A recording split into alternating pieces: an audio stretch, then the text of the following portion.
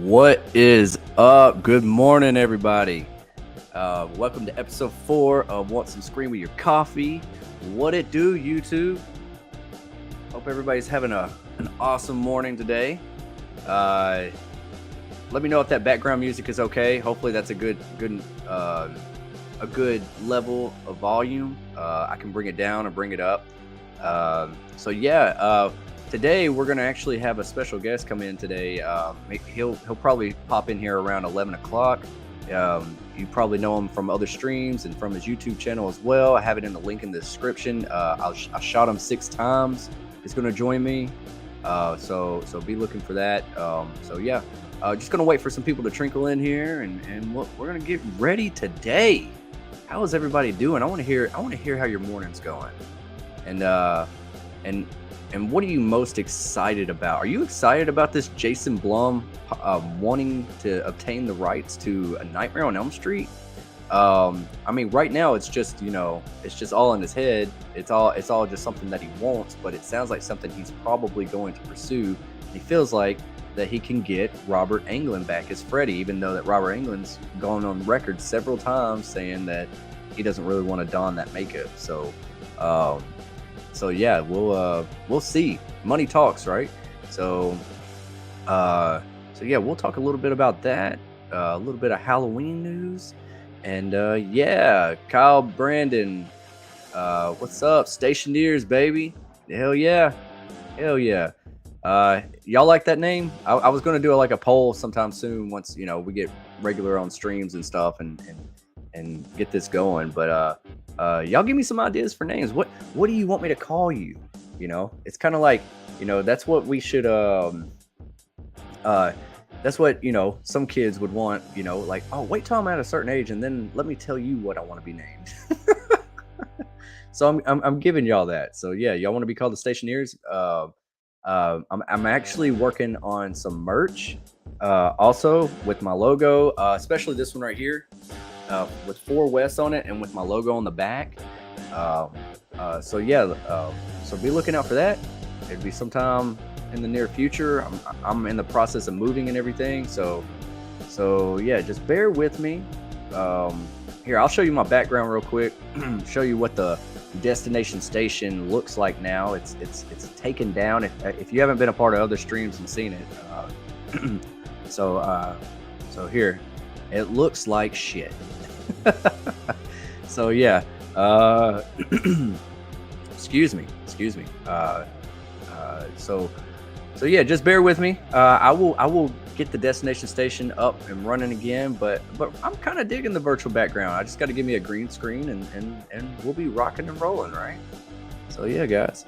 Oh, already got a few people up in here. Got about 8 people up in here. Smash that like button if you haven't already. I'd appreciate that. My stationeers. Yeah, let's go through it. Valerie, good morning, Valerie. Hit the bell icon. Yep. If you want to be received notice. Yep. Thank you, Valerie. Thank you for doing that for me. That is awesome. Good morning, Valerie. You are always on your game. Same as you, Jen. Good morning, all. Morning to you too, Jen. Jen, Valerie, y'all have been checking on me, last week, throughout the week, just checking to make sure I'm okay. I appreciate it. Y'all are awesome. Let's see. Good morning, Destin. Good morning, Valerie. Wishmaster. Y'all talking about Wishmaster? Yeah, I have the Wishmaster. I actually bought the some type of special edition with all the Wishmasters in it. And I don't know if I've seen all the Wishmasters. I think I've seen like the first 2 or something. So I've always said that I need to watch the entire thing. So I need to get on that. I need to do like a watch party or something and go through those. I do want to do like those. I want to do like marathons, like pick a franchise and just watch them from beginning to end, especially the ones that I've never watched, even if they are terrible, straight to DVD, straight to Redbox, whatever, straight to Netflix, whatever. I mean, still, there's some type of enjoyment. Every horror movie, in my opinion, has some type of potential. And I'm a writer. I like writing scripts and horror stories. I'm actually writing. I'm making a memoir. I'm writing a book right now about my life, and So yeah, it's not hard. That one's not horror related, but like my scripts and stuff are. So anything that gets me into that creative mode and inspires me, and something that I could take away and be like, oh, like that. There's a cool idea that could be branched off that way. You know, I'm always got an eye out for that. So yeah, and I found that my reason why I'm telling you that is I've realized that whenever I'm watching, like straight to DVD movies, I'm like, wow, I'm looking at it from a writer's standpoint. Like, there's an idea here. They just didn't have the budget for it, or they didn't something, So there's always potential. Never knock anybody's creativity, even if it is horrible in your opinion. Always show your support, because that's somebody that actually tried. There are some things out there that are cash grabs, and they just didn't try at all, and they're just recycling material. But you know what I mean. You know what. Anyways, but I do need to check out Wishmaster. Mega Giants 89. Hey everyone, what's up? Good morning, Mega Giants 89. Welcome to the stream. You want some Scream with your coffee? I'm right here, trying to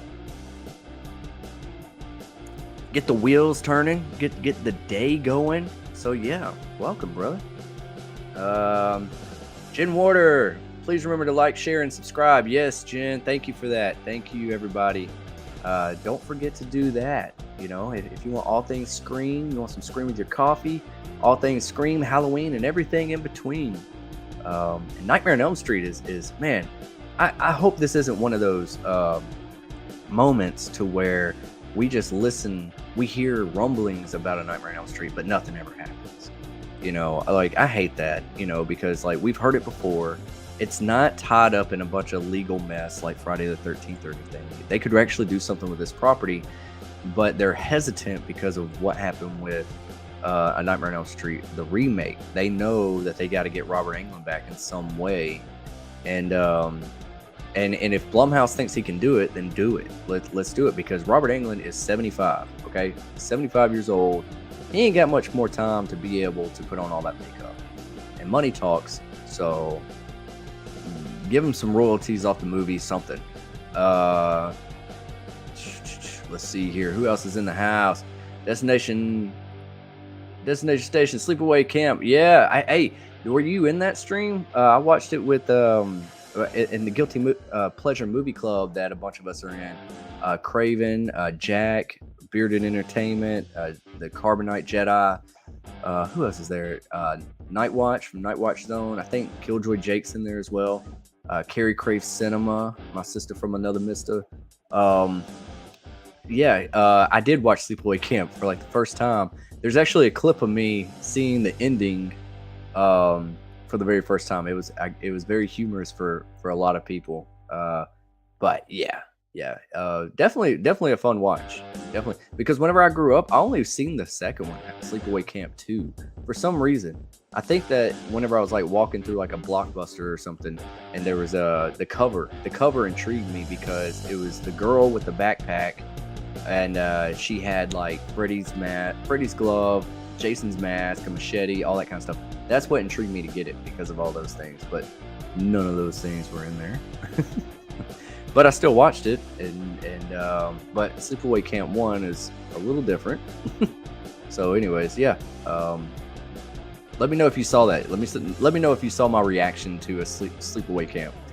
Kyle Brandon, what do you think happened after the events of Scream with Stu? What's your opinion? My opinion is Stu flipped that damn TV off of his head, stood up, and realized the police was coming onto his property, could see the lights in the distance, and he snuck out the back of his house, and he's been gone.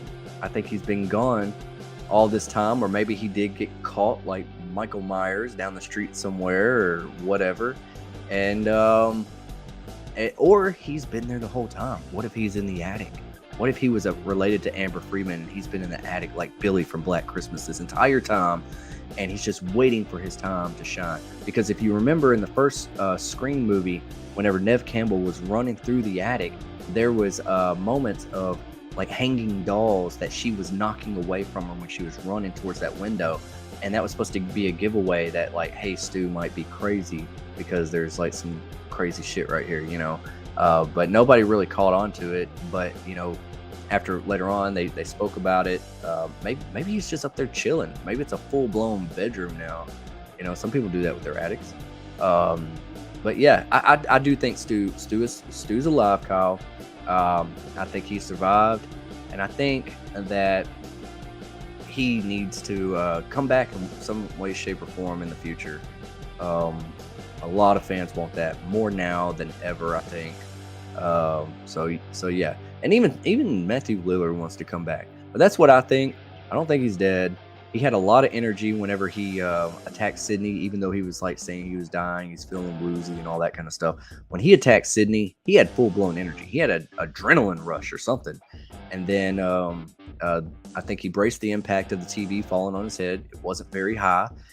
He did get shocked, but he did not get shot in the head, and that's what you got to do to a ghost space, and that's the way you got to take Stu out if he does come back, and it needs to be Sidney Prescott that pulls that trigger. All right, Jim Warner, if you ever decide to film your scripts and need an older actress, I am interested.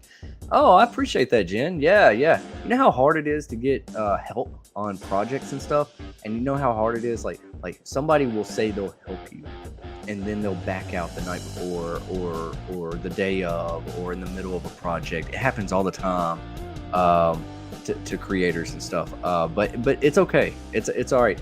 That's one reason why I'm moving. I'm moving out from where I live now, so I can be somewhere that is a bunch of entrepreneurs, where it is somebody where stuff is going on. There's other creators that I can collab with, and possibly find people that are into similar stuff that I am, and that we can get something off the ground. That's what I want to do.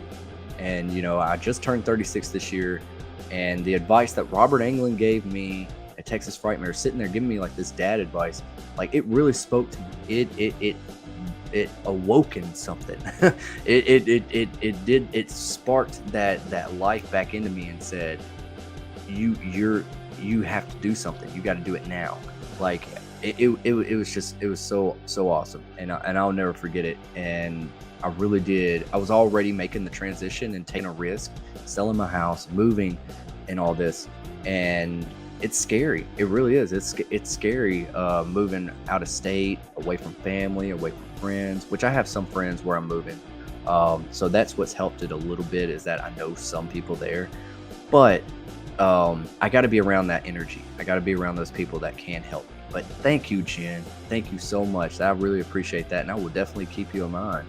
And don't ever call yourself an older actress. You are nothing but beauty. That's all I gotta say. And you were as young as you feel. So I'm 36, and a lot of people, I got people that say that I'm still, oh, you're just getting your life started. You're still young, and all that kind of stuff. So yeah. But in my young years, I feel like I've gone through a lot more than what most people have gone through.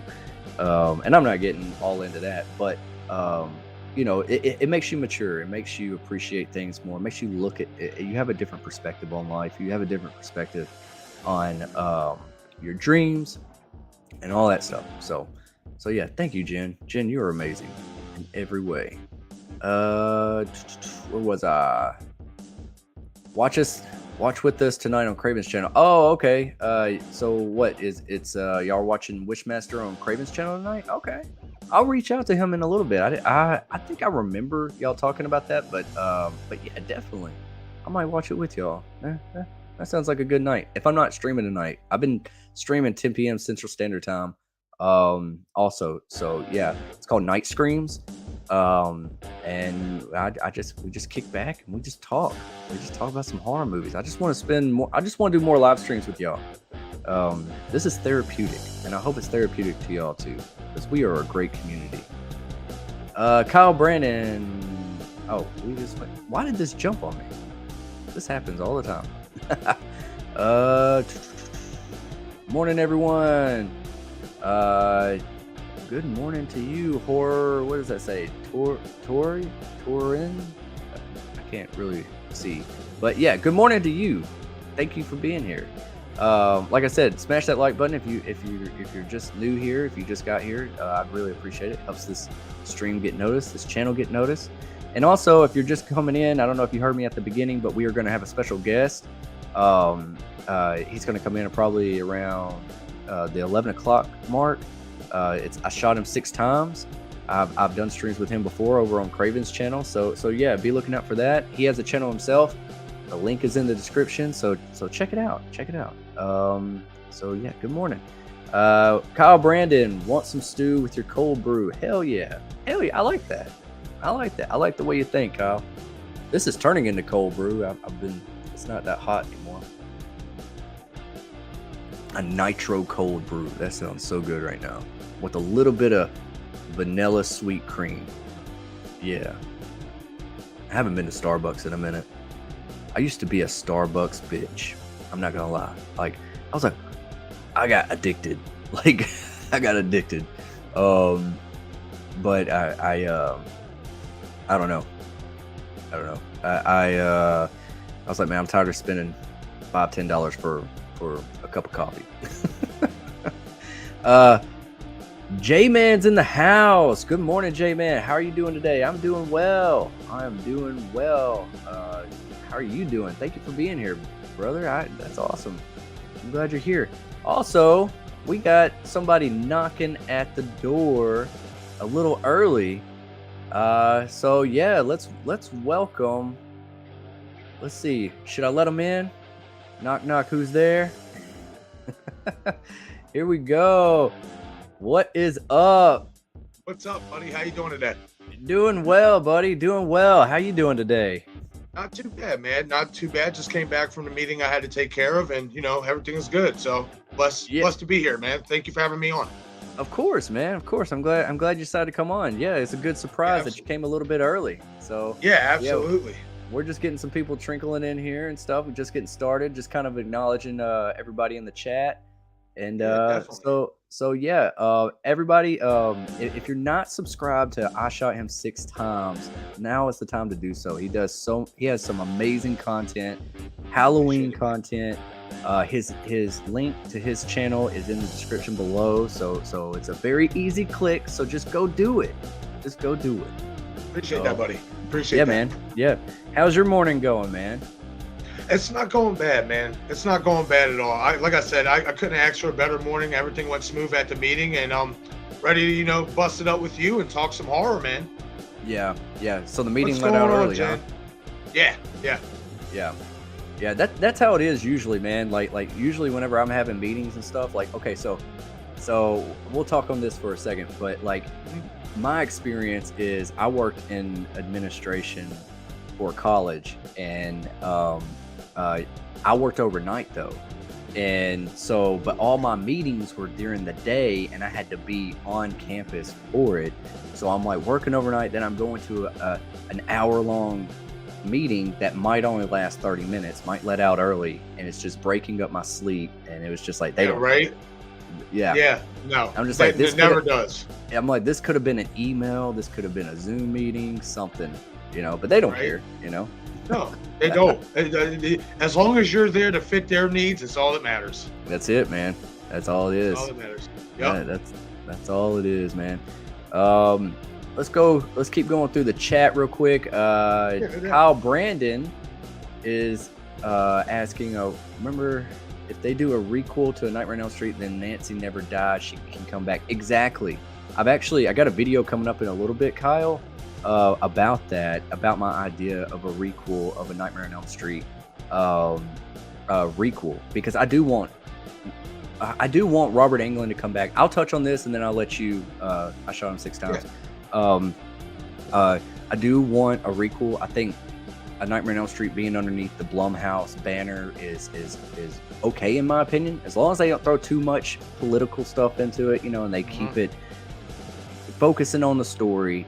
But I do want Heather Langenkamp back too, even though I like A Nightmare on Elm Street 2 and Dream Warriors, I still think there's more to tell with Heather Langenkamp, and I think they should show respect to her, Robert Englund, and Wes Craven. Just bring it back, and you can show homage to A Nightmare on Elm Street 2 and Dream Warriors. have characters in the movie named after the characters in the sequels, like Kincaid, like iconic Yeah. character, you know, Hell yeah, man. stuff like that. Like just show homage and show respect. But yeah, Yeah. my idea is that Heather Langenkamp would come back. Maybe she's not the main focus, but she's, you know, a supporting character in the movie Hmm. for our new cast. What do you think, I shot? I like that idea. I would want to see Heather Langenkamp back. Like I do, I would agree with you. There's definitely more story to tell with her. You know, they found a way to bring her character back by making it obviously more reality based in New Nightmare. So I mean, this is the movies, guys. They can anything can happen. You know, and I'll ask you. I know you hung out with Robert Englund. Did he say he wanted to come back and do one? This is what he said to me. It wasn't a no. It wasn't a no. It sounds like Robert knows his worth.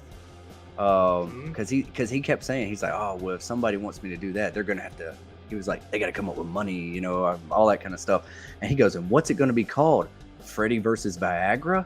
Like, yeah. So I mean, he has a very good sense of humor, and but it wasn't a no. He just I think he just, and he's 75 years old. And Mhm. if they get him back in that chair, he wants to get paid right. He's not going to just take, you know, just a measly $1 million or something like that. He's the face of the franchise. You're going to have to pay him right. So Facts. He yeah, is the franchise. When you he think of Nightmare on Elm Street, you think Freddy. You think right, of Robert Englund. You know, right. that's why a lot of us fans want him back. You know what I mean? Like, and I agree with that. Yeah, you give the man his just due. He like all the work he put in and all the money he made for the franchise as a whole. You damn right you pay him. It's the same situation with Nev. Pay them Pay what they him. deserve. Yeah, they help build this property.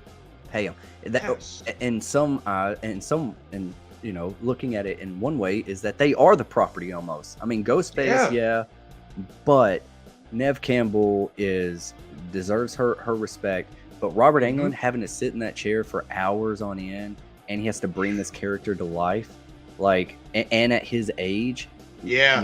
why? Because you know, now is a time that Robert Englund is not the skinniest. He's not a heavy set guy at all. Mm-mm. But he's definitely doesn't have that same posture. He doesn't have that same um, energy that he once had. You know, so my idea is if they do bring Robert Englund back, pay him right, bring Heather Langenkamp back, bring and show respect to Wes Craven especially, and also the way I want Robert Englund to be shot is like they did in the original Nightmare on Elm Street, where he was kind of kept in the Mm. shadows. He was Mhm. kind of like, you know, the opening scene with Tina, with him tormenting Tina. You never Mhm. got a real clear view of him. You could still hear his voice. You could still see him in the shadow, like you see him a little bit, but you don't make it out Mhm. clearly because we don't know exactly how he will actually look underneath that makeup. The only thing that I can True. compare it to is, did you ever watch that one episode a couple years ago with I think it was, I'm not a fan of the show, but I only watched it because I heard Robert Englund Nightmare Freddy Krueger was going to be in it. It's called Mr. Knivey Fingers on the Goldbergs. No. You ever heard of that show, The Goldbergs? The Goldbergs. I heard of the Goldbergs, but I never got into it. Yeah, you might be able to find it on YouTube. Might want to try to check Okay. it out, or maybe I can send you something. Okay. But it was a Halloween special for the Goldbergs, and the episode was called Mr. Knivey Fingers or Mr. Knivey Hands, something like that. And Robert Englund actually came back and played Freddy in that episode. And they had just this whole nightmare-esque type episode. And I was like, oh, I don't really resonate with the humor on the Goldbergs. It's kind of cheesy in my opinion, but I watched it for Robert. And if you see him, it just didn't look right.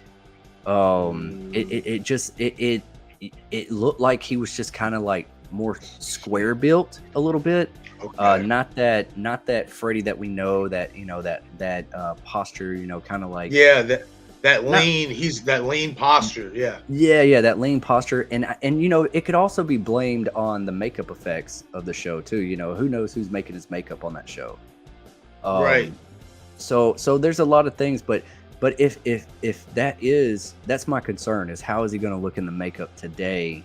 And if they do that, the safe route to go is to bring Robert Englund back, but shoot it like the first Nightmare on Elm Street. Keep him in the shadows, keep him scary again, keep the suspense going. You know, Mhm. there was like that. What is it like? There was like a couple times where you just saw his eye between like a pipe. You know, just Yep. watching Tina, and Yep. and so that's the way I think Robert Englund should be portrayed if they do a requel to Nightmare on Elm Street. But I also want to see, because if Blumhouse is going to do this, or if any company obtains the rights to this, they're going to want to have they're going to want to say, oh well, if this is a hit, we're going to want to do a sequel. Well, Robert Englund Yeah. might only agree to do one movie, a one and One. done. You know, so are we transitioning? Are we gonna? Should there be a passing of the torch, a passing of the glove to our new Krueger? And I'm making a video right now about all that, so it'll be up later on today. All right, I'm checking that out. Yeah, and I really have an idea. Like I'm gonna make a video later on, but a whole pitch for a requel to A Nightmare on Elm Street. Like I've been working on it for a long time, and it's kind of like what I would like to see. And so yeah. Check it out whenever I post it. will. I don't go into the whole pitch, but I do touch on it and give some ideas in there. But yeah, I Nice. really do. Okay, I'm gonna ask you right now, and we're gonna get back to the chat. But what do you think? Okay, say we obviously want Robert Englund to come back, but if you couldn't get Robert Englund to come back, who do you think would play a good Freddy Krueger? That's easy for me. Matthew Lillard. Matthew Lillard. Yeah, I've heard that. Yes, man. Yes, he has it. The lean build, the comedic genes, you know, with that psychotic twist. You know, I think he could pull that off. I really do. I think that would be, if you couldn't get Robert Englund, he would, to me, for me, be a perfect fit. I think he fits the mold of what Freddy is. Like if you go back and watch Stu Macher, just the goofiness but even also he gave you that fear too, because he was unpredictable.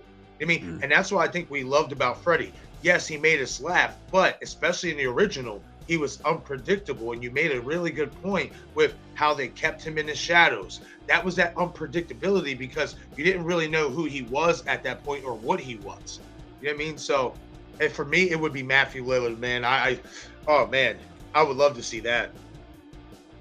Hey man, that's a great choice, actually. You know, like I've heard that once before, but I never really took it into effect. Like I never really thought about it, but like now hearing you talk about it, like yeah, I could see that he would be a good fit.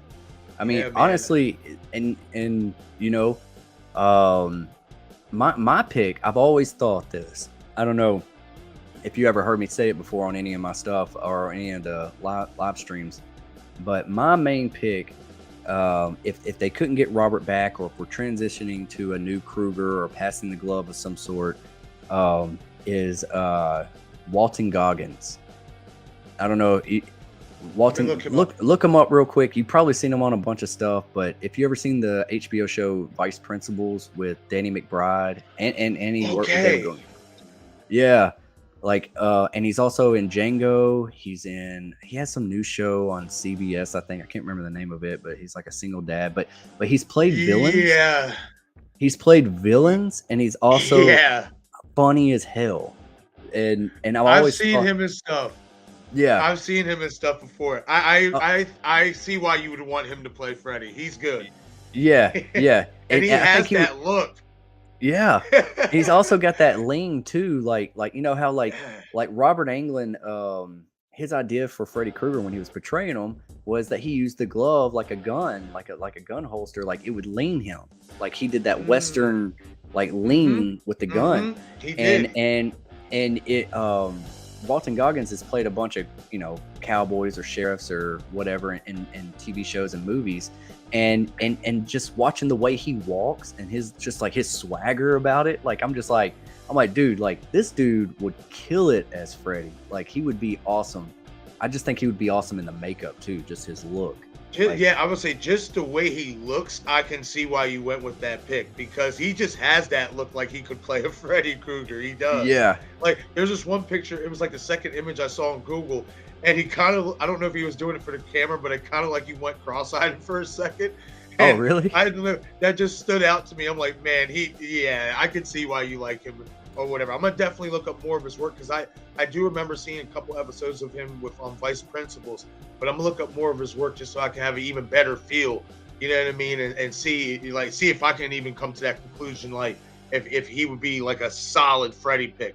You know Yeah. what I mean? Because just on look alone, he's got it. Oh yeah, yeah, for sure, for sure. Also, did you ever watch that Quentin Tarantino movie, The Hateful Eight? Yes. Remember, It's been a while. It's been a while since I've watched it, but I have watched that movie a couple of times. he was the sheriff at the end that was with Samuel Jackson. He's that guy.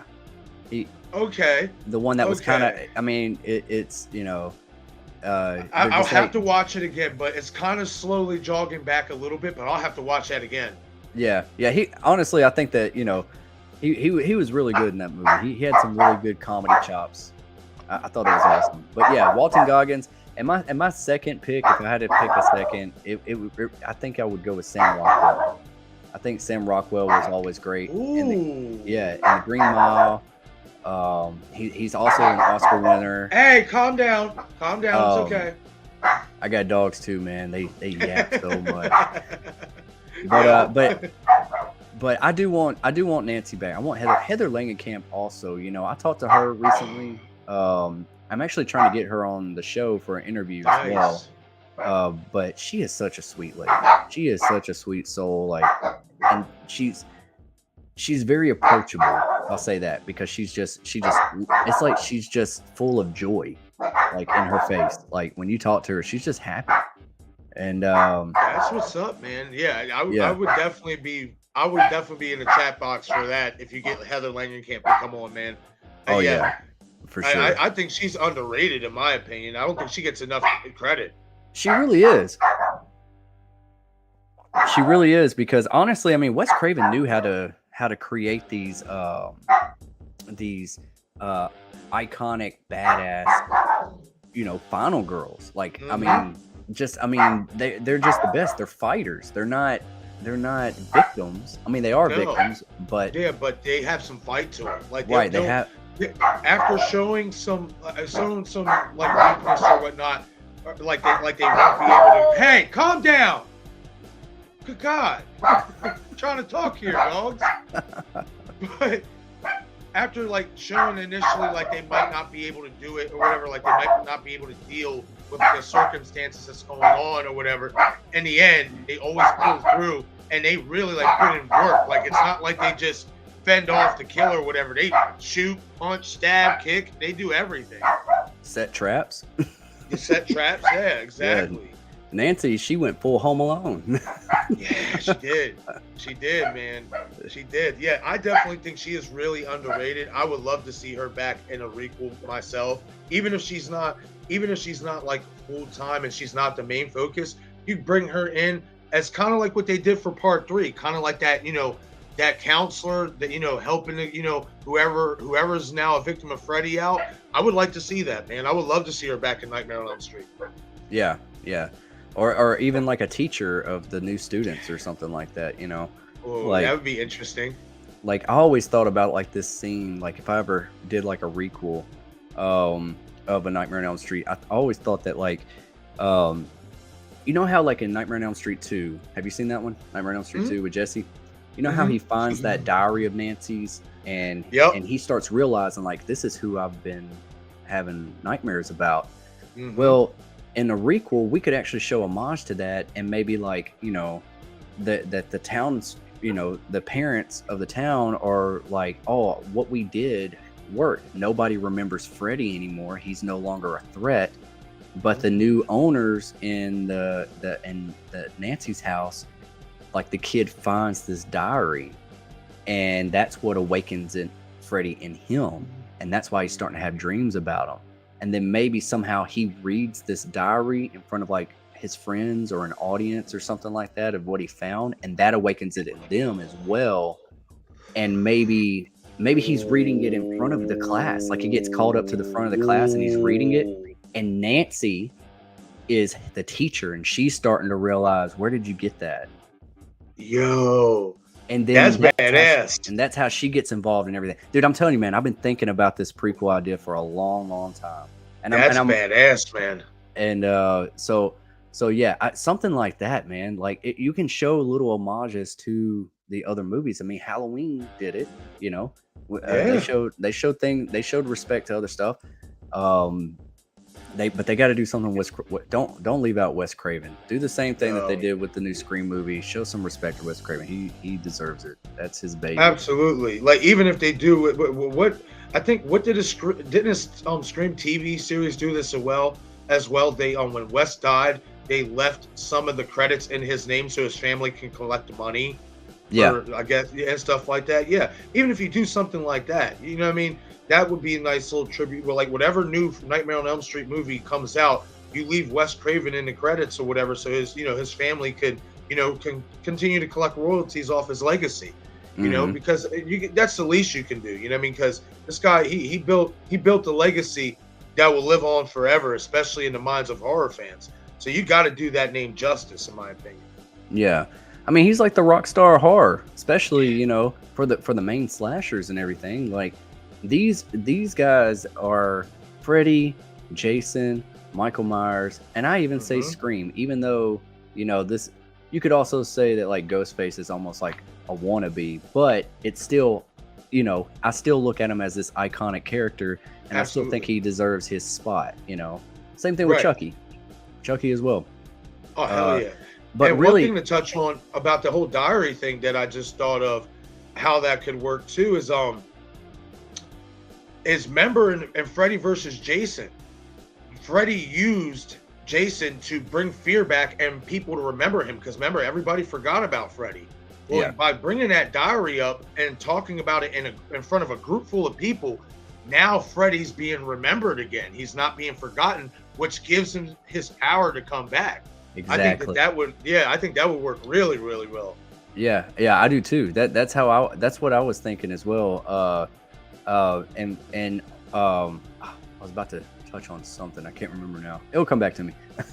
but I do that too, man. Man, I'm telling you, man. Sometimes, especially if I ain't had enough caffeine or something in the morning, like it just goes away. That's what happens with old age. It does. It does, man. It does, man. Trust me. I just turned 33 yesterday, and I'm just like, oh man, it keeps going faster and faster and faster, and I'm just like, yep, 7 more years to 40. Here we go. I know, man. Some of my close friends had just turned 40, and I was kind of like the baby of our group or whatever growing up. But I'm 36. And man, you really don't. I mean, after 35, you're gonna be like, oh, I'm on my way to 40. Like, I can only imagine. I felt like that when I turned 30. When I turned 30, I was just like, damn, man. I was like, wow, it was really 14 years ago. I was 16.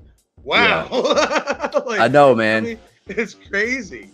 It's crazy, especially if you have fond memories of your past, especially if you had a lot of good memories and stuff like that. It seems like just yesterday. It does not seem like that all that time went. I know. It's crazy. I know, man. Time flies for real. And then like when you're younger, it seemed like time was going so slow. But now when you're older and you got responsibilities or a family, and you're always expected to be somewhere, something. You're married to your job too. It's just like, man, time just goes quick. And I worked for a college, so it was like the students would come and then they would leave, and then they would come, and then next thing you know, I'm like, man, it's been a whole year. Like it's over. Like it's just, I don't know. It's crazy, man. Well, yeah, because especially when we're like kids and teenagers and stuff, we don't got to worry about much. We don't have to worry about bills. We don't have to worry about making appearances at a full-time job. You know what I mean? Like once you turn 18, or even if you do, like if you're 16, 17, and you start to get out there working, you find out real quickly, like, shit, I wish I would appreciate my younger days a lot more. Like, Yep, definitely. Man, let's jump in here in the chat for a second. We'll go back to Yeah, no Nightmare on Elm doubt. Street, man, because I'm on a Nightmare on Elm Street high. I just hope this isn't one of these things, and we'll keep moving on. Yeah. I just hope this isn't one of those things to where we get excited about this news and then we don't hear nothing for 5 years. Right. You know, because that's what happens. You know, that's Yeah, what it happened with the does. whole. Yeah, and especially with the Nightmare on Elm Street, it's like they're almost too scared to touch it. You know, like just because Yeah. of what happened with the remake, and it's like, oh Yeah, well, we remember they can't. were doing that. They were doing that with Halloween Returns or whatever after the supposed ninth installment of Halloween, where they were going to bring in Dr. Loomis's son and Josh Hartnett back or whatnot. Mhm. And they were supposed to do that. They were hyping it up, and then next thing you know, Rob Zombie's films are coming out, and it's like, well, wait a minute, what happened to this one? Yeah, I mean, like, so yeah, yeah, that happens on a consistent basis, especially in horror. yeah, yeah, yeah. You never know what you're gonna get, but I'm honestly with the Nightmare on Elm Street, it's long overdue, and I'm just ready for anything. I just want it to be taken with care. That's all I want, Yes, and with respect. absolutely, And absolutely. some people can complain about fan service, but I think right now in horror, in the horror community, in these films, we need some fan service. Given all the shit bombs that we've had, we need Hmm. to right the wrongs, and this is their time to do it. So I agree, man. I yeah, agree. I said it over the last. I mean, and it's a fun time for especially to be a slasher fan of the side of horror, because for such a long time there, you know what I mean? Like, even with the reboots of Halloween and Friday the 13th, even though I enjoyed Friday the 13th as time went on, and the reboot of Nightmare on Elm Street, a lot of the paranormal movies was like more of the focus of horror and stuff like that. Like, I guess what they call it, elevated horror and stuff now and all that stuff. And it's a fun time again to be a slasher fan, because you've seen it with Scream. Even if it wasn't a perfect film, it was still enjoyable. You've seen it with the Halloween 2018 and Halloween Kills, reboots.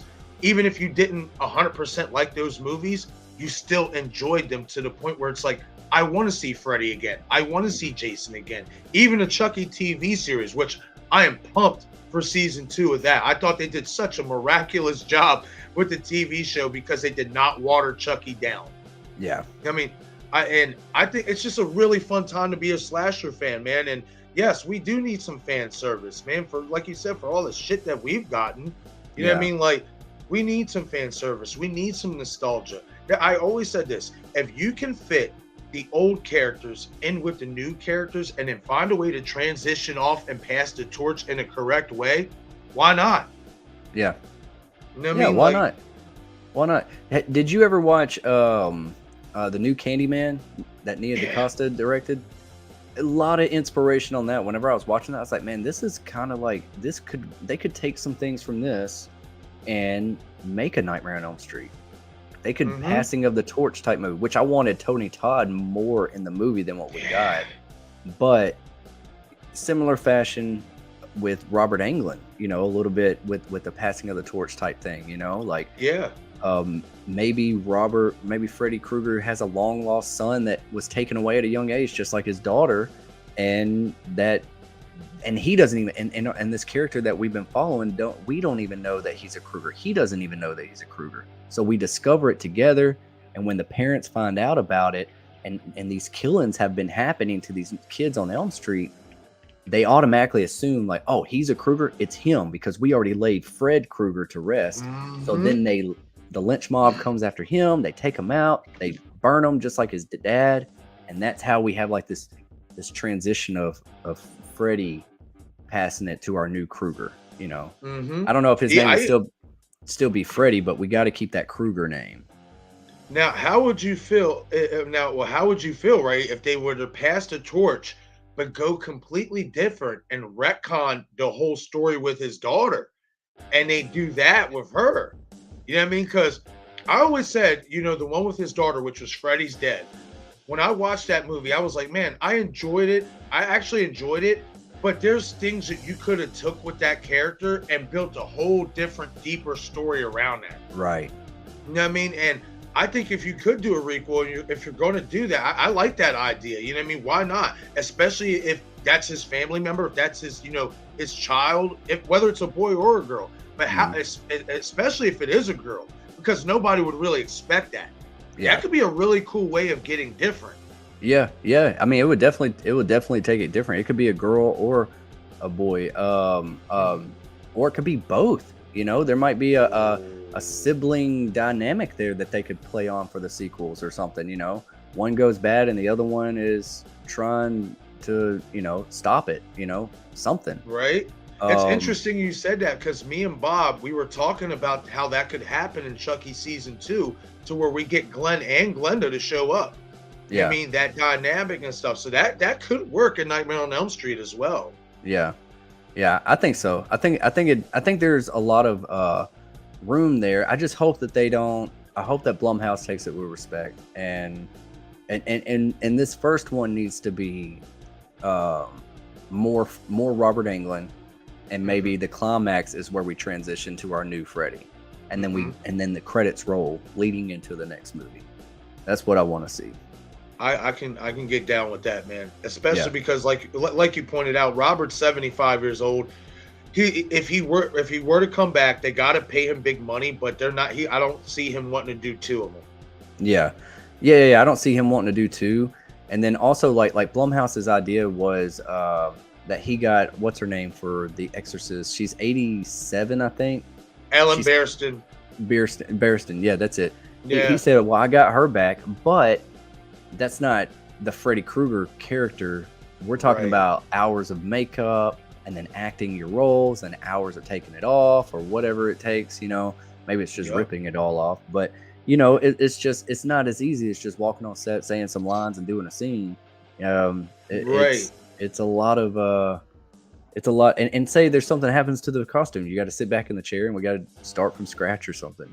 Right. And you Uh, got to think too, with all that stuff on, with all the costumes and all the makeup, heavy makeup, it gets hot. Like, you know what I mean? Like, it's not yeah. like, it's really cool underneath that costume. It gets pretty hot. Like, you know what I Oh, mean? So, oh yeah, yeah.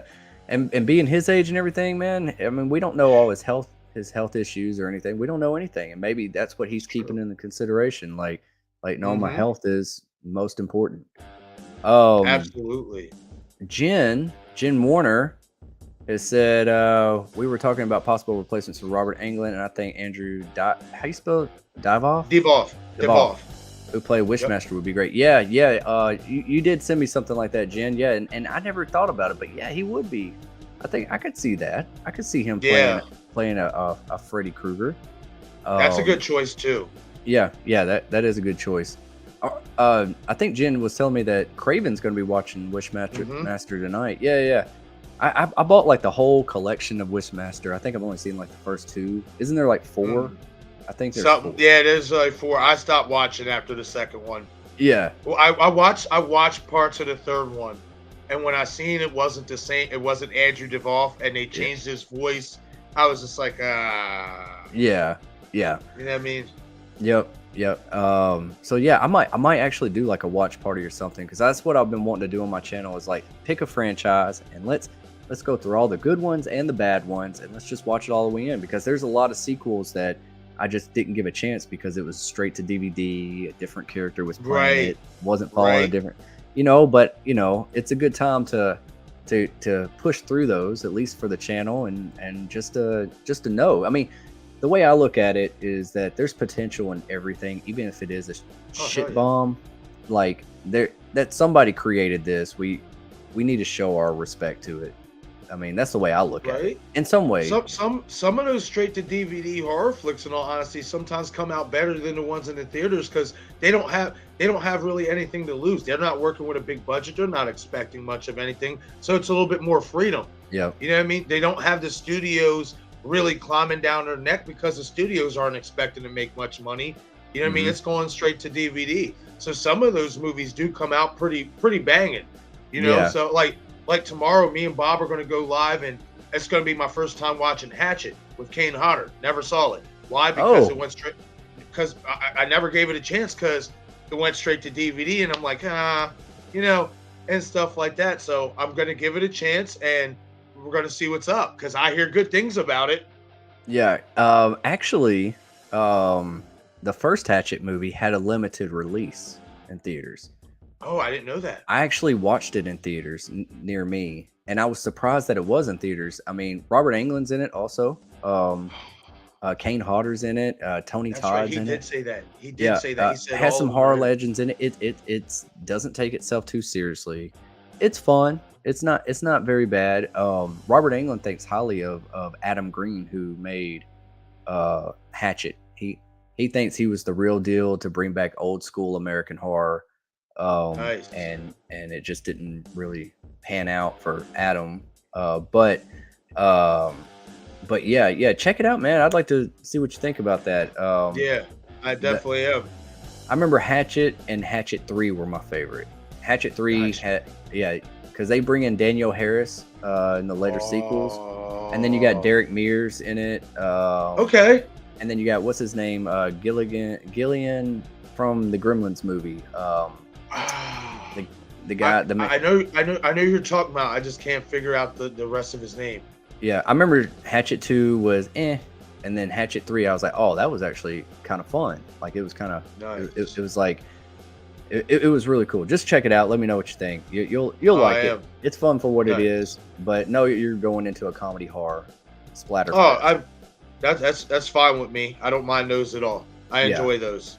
Yeah. Mega Giants, Destination Station, I'll have to check out your reaction. Yeah, man.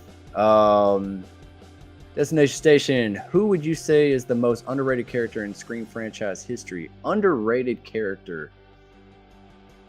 In the entire Scream franchise? Ooh.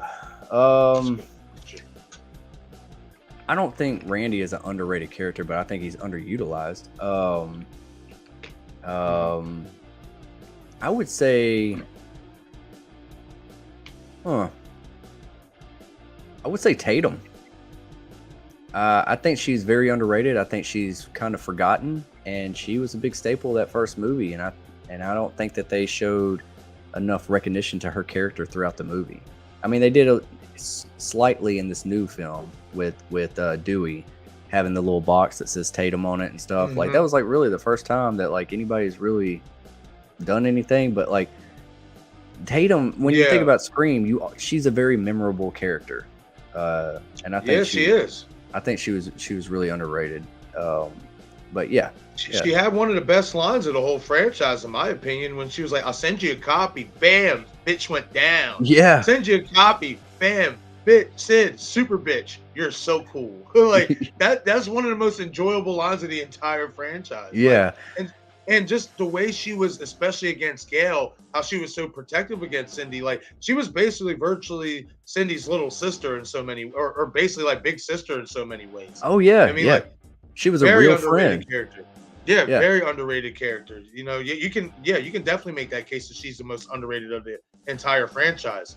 Because another reference to her was in Scream 2, and it wasn't even like it was a really nice reference. It was just Gail naming off how the copycat killer is going down the line and stuff like that. And she's like, you know, Tatum, my cameraman. And it wasn't even like a nice reference to Tatum, but that's like the only other time they brought her up in the franchise. Yeah, yeah.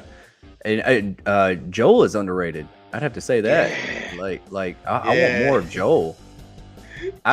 Dude. Would have been crazy because honestly, in Scream 2, I was like thinking, like, what if he was actually the killer? You know, like, what if he came back, like he left or supposedly left, but he actually came back? That would have been crazy to see him being funny, but it would be kind of like Stu. He's like this comedy relief, and he's very likable.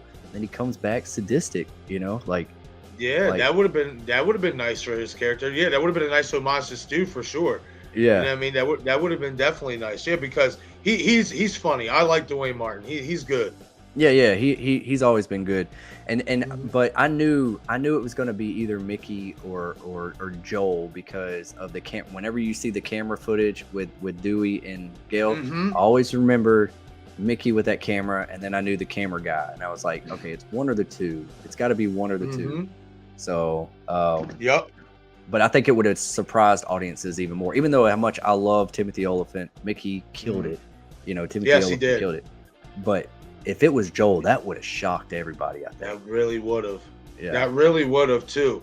Yeah. And if you think about it, it might have even made a little bit more sense because then he had an even closer connection to Gail because of him working with her. Mm-hmm. So he would have been able to, follow her every move, be right there watching her, you know what I mean, while she's talking to Dewey at the campus and stuff like that. That could Yep. have worked as well if West decided to take it in that direction. Yep. Yep. He could have repeated that line. Yes, I got that on film. Yeah. Right. You Oh know. yeah, don't forget I shot the bingo finals. Almost won an award for that. Yeah. Oh man. Oh man. Yeah, he's great. I hope we get him back, man. I hope like there's that duo, Gail and And him. Joel coming back Yeah. and trying to investigate some stuff. Like See, she I talks. want that. I want that even more than him being the twins' dad. In all Yeah. honesty, I would rather, especially after so many years pass, like maybe how you incorporate Joel, but just not obviously in a Debbie Salt kind of way. But obviously, Gail is on set, on set of the latest murder or whatever happens on the crime scene, and then you see a news van pop up, and it's Joel popping out, and he's like, Gail. You know what I mean? And she's just like, Joel or whatever. And she's like, what are you doing here? And he's like, I heard about what happened. Figured you might need some help. You know what I mean? And stuff Yeah. like that. Like, we don't know if they kept in contact over the years. Yeah, yeah, for sure. Like I could see this whole scene of like if he is working on that morning show with Gail, um, and these killings start happening in New York City, and like maybe the company, maybe the news broadcast is wanting Gail to cover this stuff and she's refusing or something, and then maybe Ghostface calls her on the show or does something, maybe someone gets killed on live, something like that, and then Gail is forced and she's like Joel, I need you, and he's like, no, I've done this before. I don't want to do it again. She's like, you're the only one that's been through this with me. I need you to go. And he decides she guilt trips him to go, and he goes. But this time he actually, Gail actually gets him killed for talking him into going, Right. And it wouldn't that. be the first time she guilt tripped him into sticking with her. You know what I mean? She Yeah. did that in Scream 2 when he wanted to leave and stuff. And she, told him like, Joel, I need you. I can't do this without you. And she's like, come on, let's go get some work done. He's like, yeah, let's go get gutted or whatever. Let's go get slashed. Yeah, let's go get killed or something. Yeah, let's go get killed or whatever. Yeah. Yeah. Yeah, it's great, man. Absolutely. Oratori says Stu is definitely alive. Yes, he is. I still am holding on to that. What do you think? You think so too? You want him to be alive? Absolutely. Yes, I do. I always say this. If the character itself was never meant to be still alive, they would have never even thought of bringing him back for part 3. Right. You know what I mean? Just the idea alone that they thought of bringing that character back trumps all of it. You can still find a way to bring this character back and make it make sense. Like I go back and watch that 96 scene, and you really look at how him and Billy stabbed each other. Those stabs were not that deep. They weren't. Like, compared to how we've seen Dewey get, stabbed and other people get killed in the franchise. Chad, those stabs weren't that deep. And, I think, I've seen people get electrocuted and survive before movies. It's not, it's not impossible for this guy to come back. Like his family had money. People underestimate the power of money and that you can conceal records, even though legally there's a process behind it. And there's like a time limit how long you can conceal records. If you throw enough money at the government, they're gonna conceal stuff as long as you want it, especially if you keep those payments up. So I definitely think he's alive, and I just hope they do it right to where it's not goofy and it makes a lot of sense, and we get some good backstory as to how he's alive, how did he escape wherever he was at, and who's in on it with him. Because I do think we are running with a cult-like mentality in this new franchise, in this new timeline. Yeah, definitely, for sure. I always said that Scream would benefit from a flashback scene, or a few, like especially if they do bring back Stu. I do want a little bit of a flashback scene. Nothing I don't want to stay in 1996. I don't want to stay there and have a whole bunch, have like a big scene there or anything like that. All I want is like it opening up and the camera's like panning around all the blood and the dead bodies in Stu's house, and the camera pans over to Stu laying on the ground with that TV. We hear the sirens of the police in the background. We see the lights through the windows, and we just see Stu just flip that TV off his head. He gets up, he's all messed up, he's holding his wounds, his face is all kind of scarred up or cut up, and we can see the reflection of the siren light, of the police lights on his face, and we just see him go out the back door. Gone. Boom. Come back to the movie. Let's go back into the movie. That's all we need to know, is that he got out some way, and then give us some exposition of what he's been doing or whatever, you know. Right. I even say that with Samantha, because, you know, for her 5-year time gap, I would like to see a flashback of what happened with him between those 5 years. You know what I mean? Like, I said it to Craven yesterday, and me and Bob, you know, have had our debates and our disagreements about this, but I feel like they left breadcrumbs to where if they wanted to make Samantha a killer, the breadcrumbs are there in Scream 5, if you ask me. You know what I mean? Oh yeah. And it's not impossible to think that within that 5-year time gap, she learned who Stu Macher was, found out that he was still alive, found out where he was being held, sent in a piece of fan mail to him, letting him know, I'm Billy's daughter. Let's finish what you and my father started. Mm-hmm. Yeah. You know, I don't find that impossible. Is that the direction they're going to go? We don't know. You know what I mean? But I feel like in 5, they definitely left some breadcrumbs to where you can look at her like, yeah, you're something up with you, girl. Like, yeah. You know what I mean? Like, there's something up with her. Yeah, for sure. And honestly, man, I always said that, like, when Sam killed Richie, spoiler alert, I'm pretty sure everyone that's a part of my channel have seen the new Scream movie, but yeah, I don't think that was her first kill, man. I really don't. That was not a first kill. That's not somebody that you kill the first time. Like, she loved that. She got off on that. Like, that was her letting in, giving into it, you know. So I really think that we will discover that she has killed somebody else in the past. I've made videos on that before, theory videos. Yeah, I know. Yep. About possibly Tara's dad. He's not really missing. He's actually dead. And maybe, you know, after she busted her mom out about the whole Billy Loomis thing, maybe her stepdad was treating her differently. Maybe he wasn't a good guy. I don't know what they'll do with him, but you know, remember she said though he left that night. Yeah, he left that night. Yeah, but did he? Like, I don't know. That's true. Maybe there was a confrontation and something happened between them two, and she might have accidentally killed him. Like, out of, like, maybe she saw Billy for a minute and it kind of, like, you know, it's hereditary. It's genetics, you know.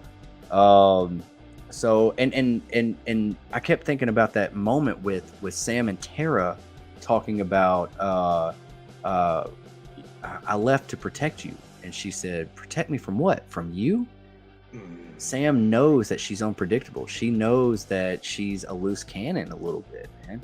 So she left, and maybe it wasn't the stepdad. Maybe she killed somebody in the neighborhood. Something. Right. We might get some type of backstory. We know she was a troublemaker, and she was getting her hands on every drug that she could find, is what, you know, her and Judy were talking about. But I really do think that, like, maybe in this one, the idea that you were saying, like Sam possibly going, like Stu hoping for that accomplice, like his partner would be Sam because it's Billy's daughter. And then maybe there's like this whole connection, right? And maybe there's this whole scene, like in the climax, where Sam is fighting with it, and we don't know which way she's really gonna go. But then it ends up that Sam and Stu start fighting, and they're stabbing each other. And I always thought about this scene, and I know that I can get really deep, and maybe I'm asking too much on a technical level or whatever for a Scream movie. I'm actually enjoying this. Yeah, but I always thought about the camera because I write stuff. I'm Yeah, kind of like a small filmmaker, like I want to be yeah, anyways. But like a yeah. camera, There's nothing wrong like with that, while they're man. with them fighting, like the camera's like slowly panning around and we see mirrors in the background, and in the reflection we still see Billy there like grinning or nodding, like and they're Hmm. just going at it, and they're stabbing each other similar to what Billy and Stu did in the first movie. And Right. it's but But then this like time it's more intense. It's like the they're actually trying to kill each other this time. Like right, the unholy the unholy union is no more. They're trying to vanquish each other. right. Yeah. It's that Vader Oh. turning on Palpatine, moment. Ooh. And then once, and maybe Like it. she gets the upper hand and she starts stabbing them like crazy, like she did Richie. But I also, here's the thing though, I want Sidney Prescott in the movie, and I while Stu know. is laying there, maybe I thought about this too, like maybe he's laying there and maybe they glance, like Sidney walks into frame, they're standing over Stu, and he looks dead, and then they look over and they see a TV right there, and it's like they think about it, and maybe the audience, it gives the audience to think about it, like, and then Sydney just pulls up a gun and shoots him in the head and says, just in Right? case, just like she did to That Billy, just like she did to Miss Loomis, just like, that's the thing, you got to shoot him in the head. So right? And that could work. I'm not yeah, gonna lie to you, man. And this is, I mean, and it kind of puts a damper, especially if, because we don't know what's gonna happen if six is successful enough and they do make a seven, which I know they still want to. If we're gonna get Nev back in that one, but man, I'm not gonna lie to you, man. I feel like there's more in those diaries, and I honestly feel like Cindy is Samantha's mother, real mother. I don't think Christina is, man. I don't. hmm, I mean, that hospital scene where Cindy walks up to her and says, I know you're Billy's daughter." How did you know that? Dewey didn't know that. Gail didn't know that. Like, how did you know that? You know what I yeah, mean? Like, and just the way Samantha was with her as compared to Dewey and Gail, she was so nice, so calm, so presentable with them. As soon as she seen Cindy, and one can make the argument, well, that is the chick who killed her dad. But at the same time, she's trying to fight off these hallucinations of her father and not giving to what he was herself. So yeah, immediately from seeing Cindy, you can just feel resentment. You can just feel it. And the reason why I believe that there's some meat on that bone is because I feel like in Scream 5, the way they position Sam's character, if you really look back at it to the original, you can kind of make the case that she's kind of like Maureen Prescott. She went through a traumatic experience. She ended up leaving Woodsboro for 5 years. Nobody knows what she did, where she went. You know what I mean? And yeah, stuff like that. And who's the one taking the punishment off of her secrets? Tara is, much like Nev was, much like Cindy was to Maureen. You know what I mean? yeah, So, like, there's, in my opinion, there's some meat on that bone, man. Like, and I just feel like we don't know. There was a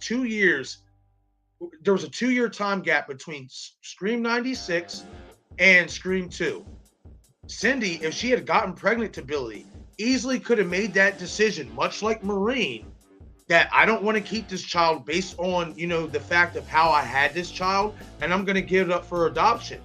And what if hmm, Christina, being that she was so obsessed with Billy and she was so in love with Billy, as the diary said, according to Sam, she heard about, Billy's child being put up for adoption, and she just said, I want to take his child because I want to have some piece of him still left with me. You know what I mean? Like, yeah, I know it may be a little bit outlandish, but especially in terms of Sam and how I felt like they built her in Scream 5, and when you look at the little breadcrumbs, I feel like there's some meat on those bones, man, for real. Like, and if they do it right, like, I know a lot of people will be like, oh, well, it's not them getting different, and I get that, but if they can some way retell the old story but put their own spin on it, I'm not against that. yeah, yeah. I never really thought about that, man. I mean, I've heard the whole, Sydney possibly being her mother, but Hmm. they could play on that angle now that I'm thinking about it. Like, Like there could be like what if what's her name? Christina Carpenter? What if she's Mhm. like the mastermind or something? And maybe there's that whole moment of like, you're not even my mother. And Mhm. then, and it showed how obsessed she was with Billy. So she adopted Mm. Sam after Sydney gave her up for adoption or something at a young age. And maybe, Right? dude, like I thought about this, like, what if we got a flashback scene to 1996 and they could show respect with Stu Macher, Randy, and Billy and Sydney. That entryway when Billy walks in and he's like, I'm here to see Sid. And Mhm. and and then Mhm. Randy's like, "What's Leatherface doing here? He came to make up. There goes my there Yep. goes my chance with Sid. Damn." Damn it. You know. Uh As if. I'm just when you saying, see as when you if. s- yeah, as if. Okay, Alicia. Oh, really, Alicia? Yeah. When you see Billy and Sydney walking up the stairs, and they could do that Mhm. de-aging like they did with Skeet, and they could recreate that whole little moment. And when you see Billy walking up that stairwell with Sydney, we pan over, and who's standing in the doorway? Christina Carpenter. And she's Mm. jealous. And she's jealous. She was at the party and she was jealous that Billy went upstairs with Sydney. Like, like That's that good would shit. that would be dope, dude. I'm telling you, man. Oh my god, that would I'm be telling, nice. and like, man, Ooh, that would give motive. That would give everything. That would like, everything. yeah. And they could still do that Everything. even if they don't go with the whole Sydney being the mother. They could still use that scene and Yeah. show that, like Christina Carpenter is obviously going to be a troubled person. She's the town drunk, from what Amber said. She's probably fighting some demons herself. But man, you saying that, like, you made me more of a believer hearing it from you about the whole Sydney being Sam's mother, possibly. And if they did use that angle, and then like Sam's mother Mhm. was actually the original, was the Yeah, man. killer, like she was the Something like that. mastermind. Yeah, It dude, could be.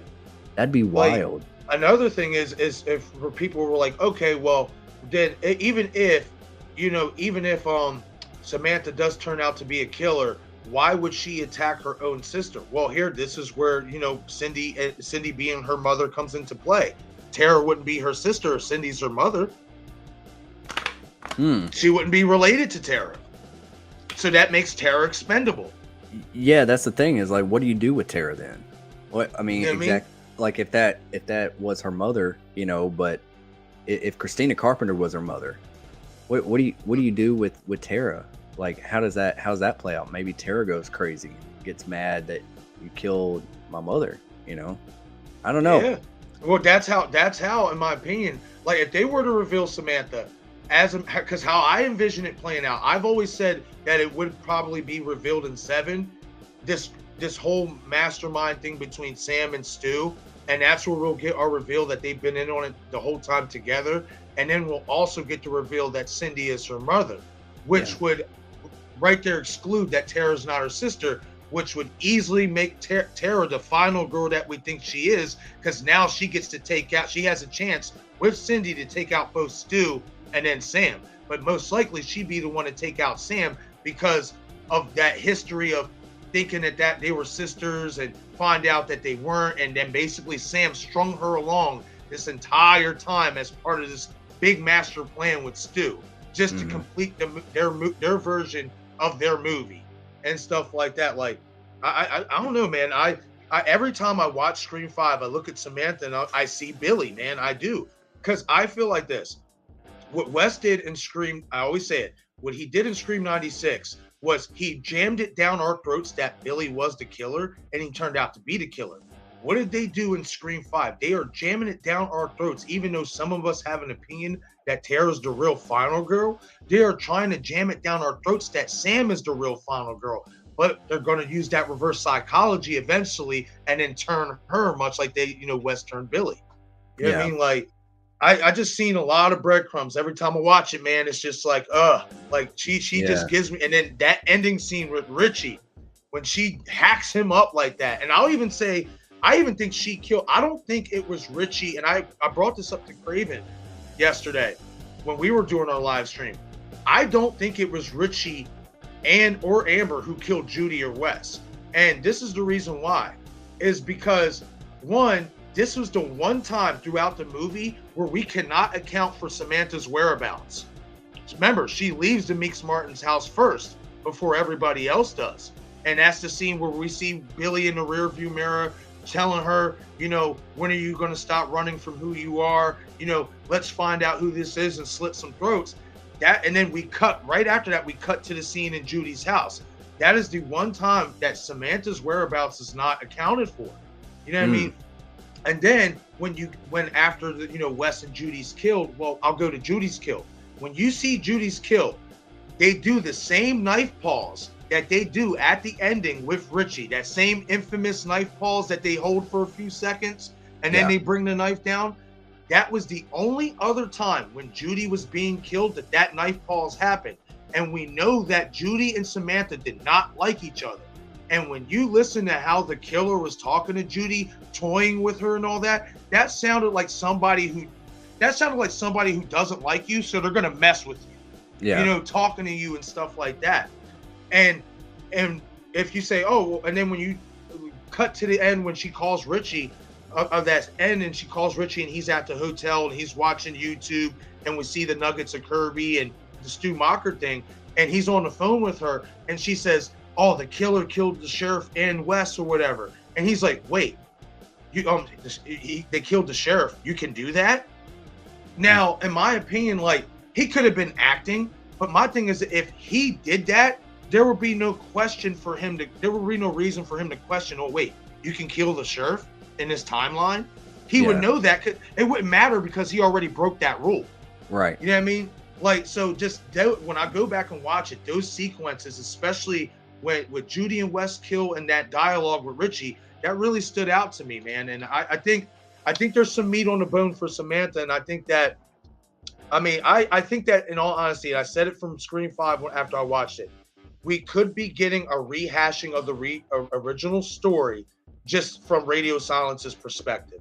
Whether a lot of people will like that, maybe not, because it's not really technically getting 100% different, but it still gives you the continuity and it gives you a fresh perspective on the original story. Because remember, everything we thought was true isn't true. Right. Right. You know what I mean? Dude, dude, you got my wheels spinning over here, man. like that holding up the knife and yes, Sam man. And Judy, man. I remember those scenes, so you're making me want to watch the movie right now. That's serious, man. So yeah, maybe that's possible, man. That's it is definitely possible. Wow, man, good catch. That's awesome. Yeah, Jim Warner, she said, "Oh, thank you. I just turned 57. 57 years young." Yeah, that's what's up, Jen. Yeah, happy birthday. That's still young. That's still don't happy. That's still young, yeah. Yeah.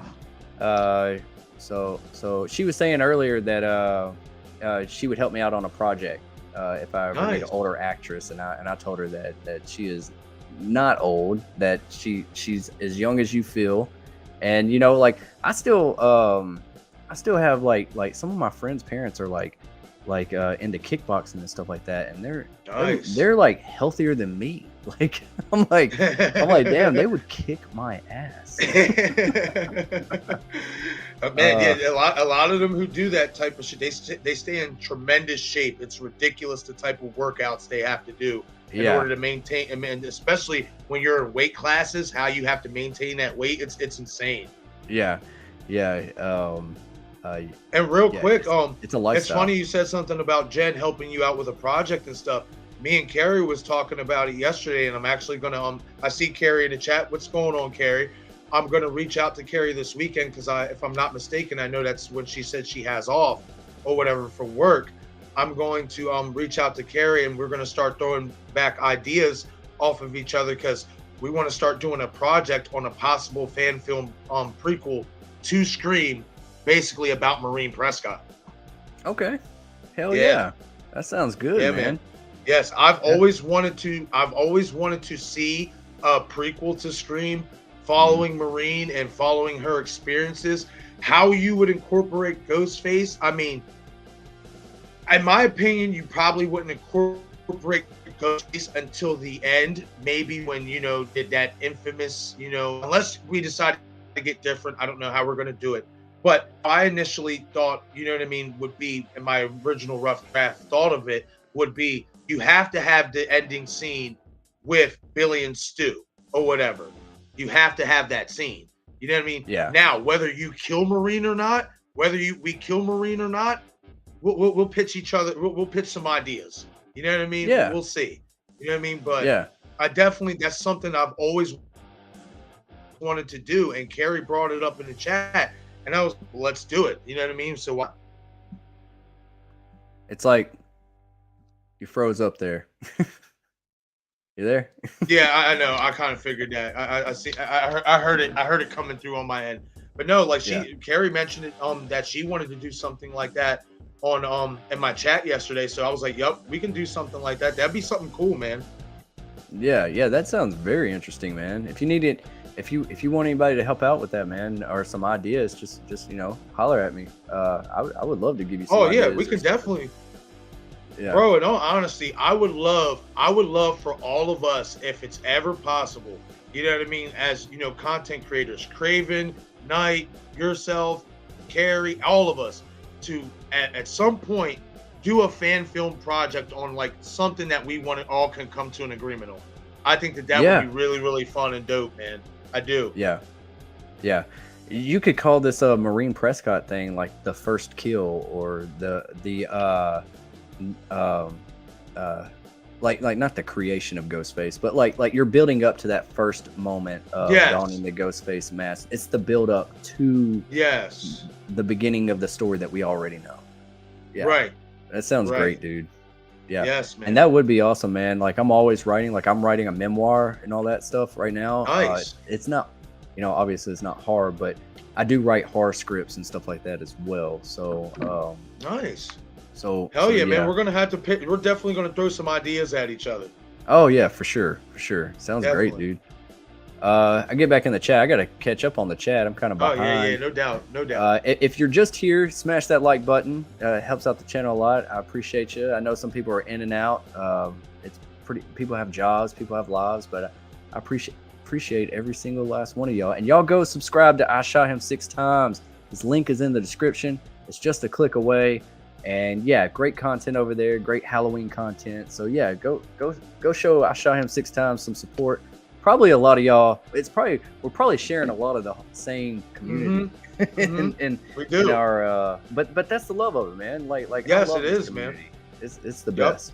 It really is. But I didn't want to do it. You know what I mean? But just for the sake of trying to drive more viewers and trying to drive more audience, I made a Reddit account.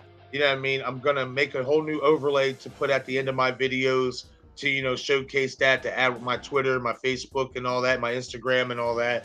So anybody, if you guys want to check me out on Reddit, if you have a Reddit account, it's the same thing. I Shot Him 6 Times. It even has my YouTube link there in the description, so I'm not hard to find. Yeah, awesome.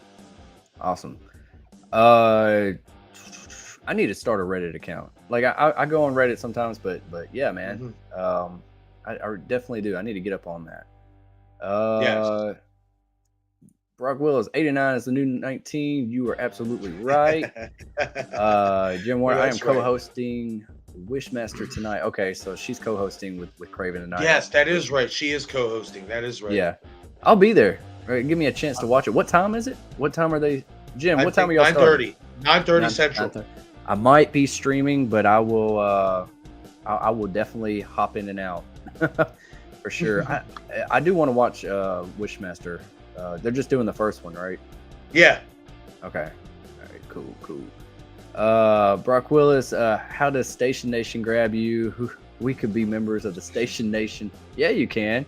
I've had some people, and what do you think about this? I Shot Him 6 Times. Some people have kind of leaned towards and messaged me about wanting to be called the Stationeers on my channel, or Station Nation, like something. I don't know. I'm still working on that. And I actually like. I don't know. I just actually like Stationeers. It has a ring to it. Yeah. It does a little bit, doesn't it? And it does. It has a ring to it. And whenever I was telling some people about that, and they were like, "Hey, man, that sounds pretty cool." Like, yeah, I like that. So So I Heck might be yeah. sticking with that one. I was going to do a poll one day and let everyone kind of vote on it, but yeah, I might be sticking with the Stationeers. I Yeah, think man. I like it. Marquise, your name's Marquise too, right? Marcus. That's Marcus. close. Okay. Yep. I don't know if he's here today. I haven't seen him, but I think he was the first one that came up with that Stationeers. So I got to give Nice. credit where credit's due. Heck yeah, man. That was a good one. I like Yeah. it. Jim Warner says, I drink cold brew every morning. Heck yeah. I like that nitro cold brew that that Starbucks has. Have you ever had the nitro cold brew? Oh, yes. Yes. Man. Yes. And they I put like like this. Starbucks in general. Oh, I do Starbucks too. hits. Oh yeah, for sure, Starbucks is it. for sure. A little expensive, but they're worth it. Yeah, and having to go out and go get it and all that kind of stuff. Yeah. The best thing to do with Starbucks is have the app, order it online, walk in the store. They already have it pre-made and it's right there. It's already paid for. Pay through it through Right. the app. You don't have to go through the line. You don't have to stand in line. It's already made, and they have like a little cubby spot that you can just grab and go. That's it. Hell yeah, man. You That skip, would be lit. yeah, you That just would be skip the line, lit. and they have so many different like ingredients and different ways they can make it Oh, hell yeah. specifically on the app. So yeah, that's That's a fun, yeah, that's a little hack that everyone should Oh yeah, get up thanks for on. putting me on. Yeah, I'm getting on that. Yeah, I'm and taking doing it, advantage of that. and you get rewards and free stuff and for free coffee Hell and stuff yeah. like that in the future. But Nice. also that nitro cold brew, man, like the one with the sweet cream at the top, it's got just a little bit. Oh Mm. man, Oh man, it's amazing. that just yo. That Because makes see, me wonder. my favorite creamer is like the Irish cream. That I think Oh yeah, that shit bangs, man. yeah. Always gotta have that in my coffee. If it's not caramel macchiato, it's that Irish cream, man. Yeah, Bangs. I was always all right. I was always just a regular vanilla guy, French Mhm. vanilla. I was I for a long time too. yeah, Yep. and then I started. I like the Irish cream, and then I came across toffee nut. Have you ever had toffee Ooh, nut? no. It's like a butterscotch almost. Like Ooh. yeah, toffee nut is really good. And then I didn't think I was gonna like it, but I do like it now. It's called brown sugar oat milk. Didn't think I was gonna like it, but Whoa. it's really good in coffee. It's I'm about to say really, that sounds banging in coffee. yeah. Brown sugar oat milk creamer is the bomb, man. I'm telling Oh you. It's yeah, I'm awesome. definitely checking it. Do they got it at Walmart and stuff? Because I know Walmart be having like an array of creamers and all that stuff. Yeah, I normally see it at Kroger, but Walmart probably does too. I'm pretty sure they do, but it's also a Starbucks brand, that toffee nut and that Got oat you. milk brown sugar creamer. Both of those are Starbucks. So yeah, try them out, Word. man. Yeah, Really good they stuff. definitely. Yeah, I know Walmart does have a good majority of Starbucks brands. So yeah, they should have it. I got to check Yeah. that out. Heck yeah, man. Yeah. Somebody last night, what was it? I think it was Brock Willis. Man, he had me wanting some Mexican pizzas last night. That's all we were talking about, was Mexican pizzas. And Oh I told him, I man, said, I got to run out and I get me a love Mexican pizza, food, man. man. Oh man, me too. Like Love my wife Mexican is food. my wife is Hispanic, so like Nice. I've been to Mexico City with her family and stuff, and man, I've had some Hell yeah, man. really authentic Mexican food, man, and it Oh is. yeah. Now let me But ask you: have you tried an authentic Mexican hot pepper? I have, yes, I have. I have, Oh, bro. yeah, they're Bro. well, my mother-in-law and my wife, they make like homemade salsa and stuff, and they put all kinds of Ooh, different nice. peppers in it, and it's so good. It's spicy, but it's got that cilantro and onion in it, and so that kind of cools it off a little bit. But man, it's Got you. like I can tolerate heat pretty much now. Yeah. Yeah, I love a lot of hot stuff. I am a big hot sauce, like sriracha. Yeah, Like I've even tried ghost face wings before. You know yeah, what I mean and stuff, and made it through a few of them or whatever. But man, let me tell you something. I had this one hot pepper from my buddy's wife, and she was from Mexico or whatever. And she had her own garden and everything, made her own peppers and all that. He gave me this one, and it was like deep red, real like deep, like almost burgundy. And I yeah. was like, well, what kind is this? He's like, just try it. He's like, you think you like hot stuff? Let's see how tough you are. I was like, all right, whatever. Pop that bad boy in. I was just like, Oh, bro. Oh man, it burnt the hell out of me, man. It burnt me up. I had to almost clear half gallon of their milk. It was crazy. Like it Yeah. was so damn hot, and I was just like, yeah, this is legit heat right here. Oh Like, yeah. but I will say this: they are so damn flavorful and good. Yeah. Like, Yeah. oh man, Man, I'm telling you, man, like so like my wife like she will like judge a lot of Mexican food, you know, especially if it's really Americanized or something. But I gotta say, yes, man, I do love me some Taco Bell. I mean, I do too. when you want just something quick and cheap Mm-hmm. and flavorful and hot, man, Taco Bell is there for you. Yup, yup. Need me a Crunchwrap Supreme. Yeah. I always said that Taco Bell should really try to serve like a white cheese dip. Like why not Ooh. do a white cheese dip? I think that would be like maybe for a limited time, like they do stuff, but you know, Yeah. like man, that like sometimes I just Yeah. want some white cheese dip, you know? Yeah, that would be hard too. Hell Yeah. yeah. Yeah. Especially the dip. Yeah, hell yeah. Yeah, that would work. Yeah. Yeah. But yeah, but man, Brock, man, he was talking about some Mexican pizzas last night, man. I'm gonna have to. I know they came back, so I'm gonna have to go get me one here soon. Yeah. Um, Definitely gonna have to get some Mexican food sometimes myself too. Don't yeah, get me wrong, like and that's the thing about out like here in New York, Pennsylvania, is we have a couple Mexican spots, and I went to this one called Guadalajara, and it says it on the sign, authentic Mexican restaurant. And I'm mhm, like, all right, well, I expect authentic. And man, I could have got this stuff at the corner store. You know them little corner mhm, stores that sell Spanish food and stuff. I'm like, I could have got this at the corner store right down the street from my house. Like I was so yeah, disappointed and yeah. stuff. But like authenticated, real Mexican food. Oh man, you know what else is good? Indian food. Oh yes, yes. Oh, Like some butter chicken. whoa, what? Oh Yeah, man, yeah, yeah. bro. One of my best friends, girlfriend is Indian, and she has Nice. introduced me to a lot of Indian food every time I go and visit them. And man, I'm just like hooked. Yes, man. So In my yeah. opinion, and I might get crucified for this, you know what I mean? But in my opinion, they make the best jerk chicken. Oh yeah, yeah, yeah, They yeah, make the best jerk. yeah, Their jerk to me is second to none. Like that thing be popping, man. So yeah, flavorful. yeah, yeah, for sure, man. It's really really good stuff. Yes. I've never actually been to a restaurant though. I've never actually. I've always had it like homemade, whatever I've Yep. Me had. too. Me So too. So I actually want to go check out some actual restaurants. So and that That would be nice. Guadalajara that you're talking about, we have one like right around the corner, and it's a piece of shit too. It's like it's. I'm like, this is some baby back bullshit. I don't know what's on my Yeah. plate. Right.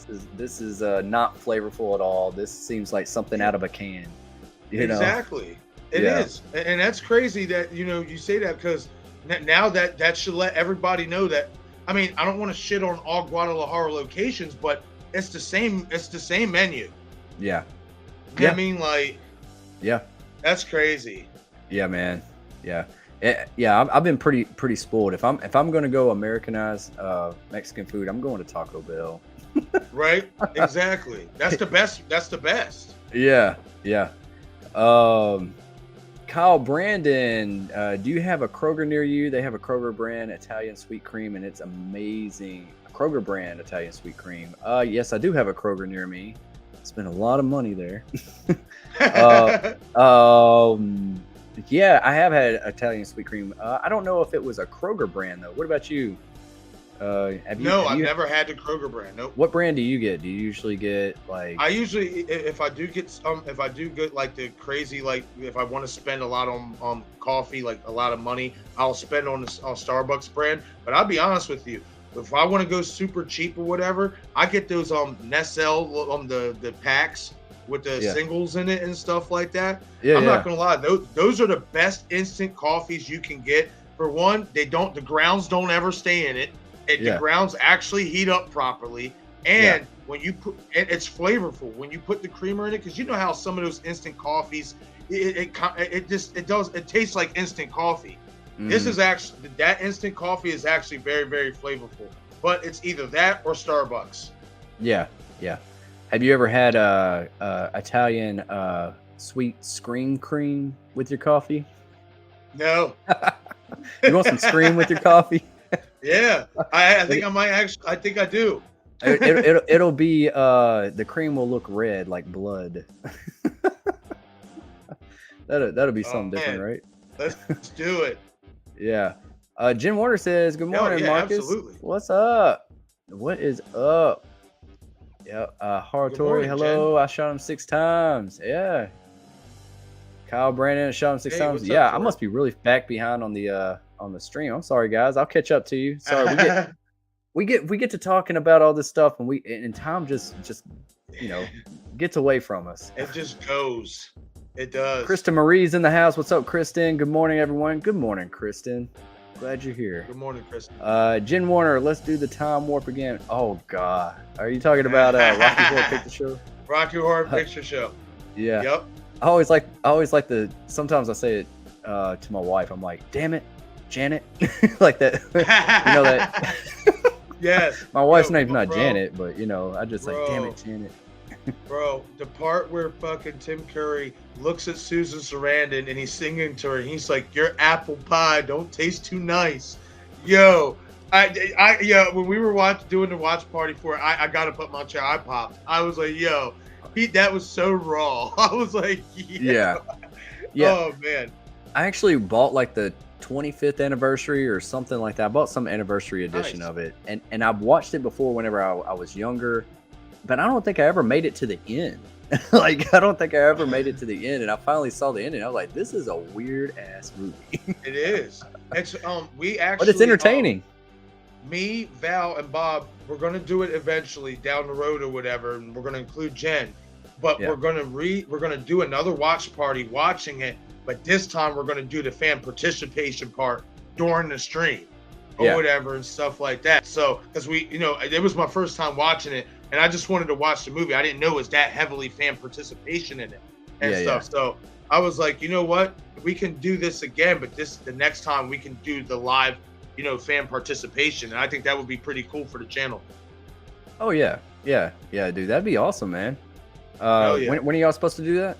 Or are you just thinking about it? It's gonna happen. It's just gonna be a little bit down the line and stuff Okay. because we got some other stuff, that we're doing and stuff. I just start incorporating some wrestling onto the channel and stuff like that.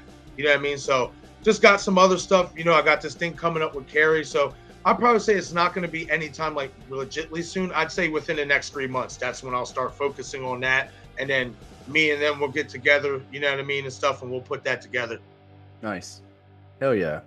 Yeah, let me know, man. I'll definitely check it out. Sure. That sounds cool. Definitely, I like Scary's in the house. What's up, guys? What's up, man? Like, What's up, buddy? yeah, great channel. Subscribe to I Like Scary. He's great. He's got some really good content. Really good dude. I know me and him we've talked about we're probably going to do a collab here soon, maybe a live stream together sometime here in the near future. So hopefully that comes up. I'm kind of like in the process of I don't know if I told you, Marcus, I'm like in the process of like moving and everything. Yep. So yeah, okay. Yep. So yeah, like that's I got a lot going on between now and the beginning of July, but yeah, we'll definitely do something for sure. Valerie, what's up, Marcus? What's up, Val? Yeah, you got a lot of love in the chat, Marcus. No. I'm pretty sure at some point though we'll see a comment from Val coming at my neck for the whole Samantha theory. Oh, okay. Yeah, all right. Yep. It's just a jump to the left, then a step to the right. Cha-cha real smooth now, right? Yep. I don't know. Right. Jim Order. Oh, okay. What are they referring to? What's it? Oh, are they just talking? I think it's Rocky Horror. Yep. Yeah. Okay. Let's see here. I see y'all talking to each other. You said Carrie's in the house, right? Yes, it's further down. Yeah. Look, check it out. My sister from another mister. That's what I'm like her brother from another hoe. That's what I heard that. Italian food for me all the way. Oh yeah, I love me some great Yeah, Italian Italian is food. banging too. Yeah, Hell Italian yeah. food. Oh man, Man, that's I've a always wanted to eat like the mob bosses back in the day, where they would just sit out back. They'd have the big old fucking links of Italian sausages cooking on the grill. They have the garlic bread. They have the spaghetti. Everything just laid out. I've always wanted to eat and live like that. yeah, yeah. Man, my chat just jumped really far. Wow. Yeah, I see that. I'm skipping a bunch of stuff. Hold on. Uh, Unfortunately, they cannot bring back John Saxon. Rest in peace. I know. That sucks. Uh, Yeah, Sad about Saxon. He can be written off as pet. I mean, yeah. I mean, and he could be mentioned. You know, if they do bring back yeah. Heather Langenkamp and stuff. So that'd be great. Um, uh, Horror Tori says I can see Matthew Lillard play Freddy. He would be perfect. He would. Yeah. Marcus has made a believer out of me because, yeah. You, man. Yeah. Stu's a great idea. Great choice, man. Like, Hell yeah, man. Kyle Brandon, yeah, Heather is very sweet. Met her back 2011 in Indy. Just walked up to get dressed as Ghostface and asked for a picture, and she took one with me, no problem. Yeah, Heather is great. She like I said, she is a sweetheart. She is she saw my 4 West shirt that I'm wearing right here. Nice. And it caught her attention immediately, and she's like, "I love that," you know. And then Nice. Sydney and Jamie Kennedy, they were all like, "Man, they should have marketed that for the new They Scream should've. movie. They should have, you know." But Yeah, I'm gonna they start putting it should've. on some merch, man, and on some cups, Yeah, why not? hoodies, and everything, and probably put some Why not? stationeers. You know, being a member of a stationeer, you know, I see some people in here. They seem like they like that idea. So Heck yeah, yeah, we'll man. work with that. Jen Warner says you're starting to sound like a Wes Carpenter movie. Oh. Sorry, Jen. Wouldn't it be crazy if they swapped roles and if Wes Craven made a Halloween movie and if John Carpenter made a Scream movie or a Nightmare on Elm Street movie? How different would it be? Very, very different. But in their own way, still probably brilliant because they're so damn good at what they do. Right. But man, you would have to sit down and wonder how exactly they would do that. Like if that swap would happen. Like man, that's something to really think about. Yeah, definitely, for sure. Both of them are goats. Oh hell yeah, man! Kyle Brandon, perfect time to have Joel return for 6. It is a perfect time. I really thought he was going to be back for 5 when he tweeted out or he said something on Instagram or on Twitter about